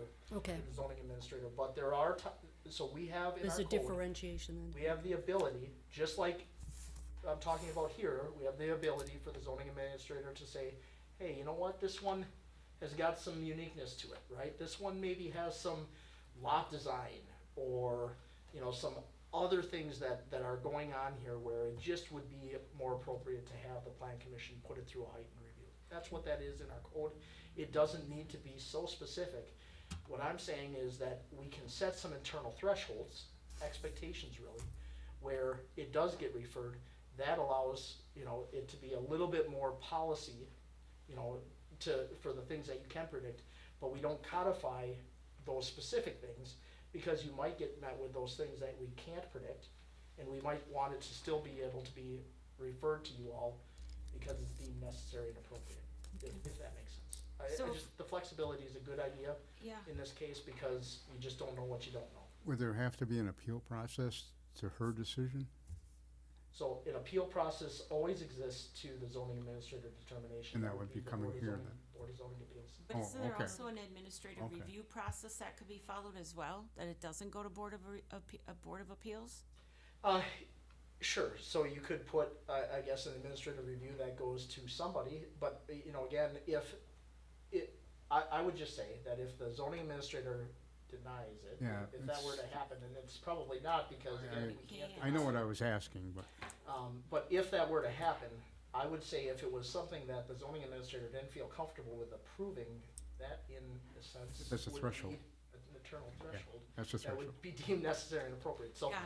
you just build it in. Right. Lori, your Understand. policy, I think, and then that'll have our avenue to get it to this body to review.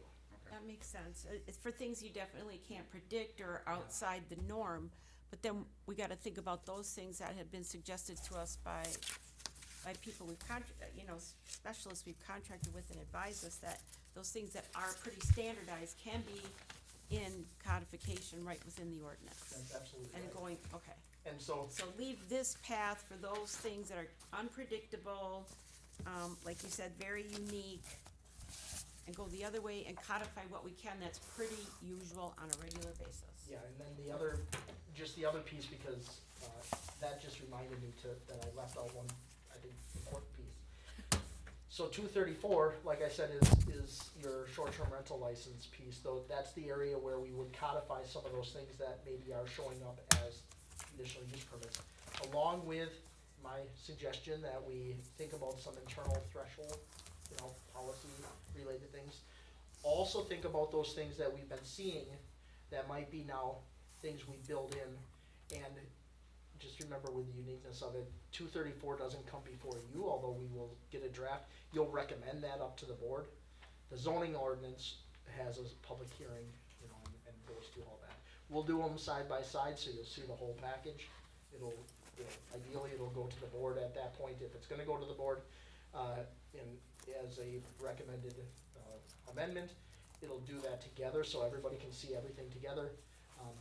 But I think also give some thought to what we'd be codifying, things that we've seen come in from conditional use permit requests, or public hearings, or, things we've put in place as requirements, conditions. Think about what those are. And maybe actually, I don't wanna create more work for Lexi, but it might be helpful just to run the last maybe year or 2 years and just pull the conditions, kind of conditions that are coming. Things that we're seeing routinely might be very helpful in identifying some things that we might wanna codify. So, I hate creating more work, but I know He's gonna I come in can- at 5 in the morning, Lex, and go home at 7. I can feel the piercing of the eyes on me, but, Okay. it would be helpful because I'm, otherwise, property manager's the easiest one. You're protected. We have law enforcement in the room now, so. True. I feel protected now. Okay. Thank you Thank you. very much Okay, thank you. for that tee up. That was Okay, good. so, dates and times for future agenda meetings, next agenda items. We're gonna definitely be doing this. Do we have anything else? I believe I have 2 short-term rentals, but they're for the same person, so that's kind of neat. And then that's all I have for now. I might like to mention that when I said earlier about are there other options we could explore, but now that this has been bumped up to the town board, but is there something that we can currently look at outside of the RTC, cause there's work that we've gotta do and our plates are pretty full too, that we could look at other, options in those districts for, accessory buildings, outdoor storage, whatever that makes that easier for people that don't choose to bring those things back and forth anymore. Is there something that we can look at this level, or, but now that we put it up to the town board, can't we do that? Can I ask a clarifying question before I say? Fencing, storage areas, Still have a clarifying question.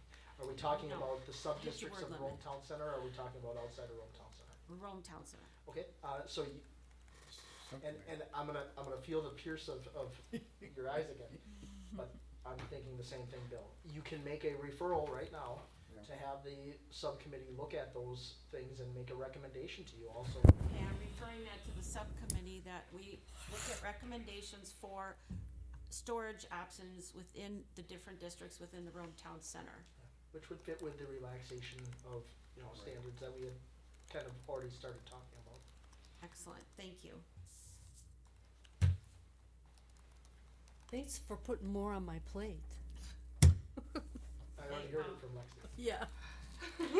Any other agenda items? Jerry, you got anything you want to talk about? Okay, so next date is November 12th, 2024 at 4 p.m. The time is just flying. And then it'll be Christmas. Oh, be quiet. Meeting Jerry's in adjourned. red. Jerry's in red, he's ready. What time? 7:05. Thank you. Okay. So, I gotta go run and meet my sister. There you go, that's exciting, have a wonderful time together and enjoy your day. Where's your sister? That help?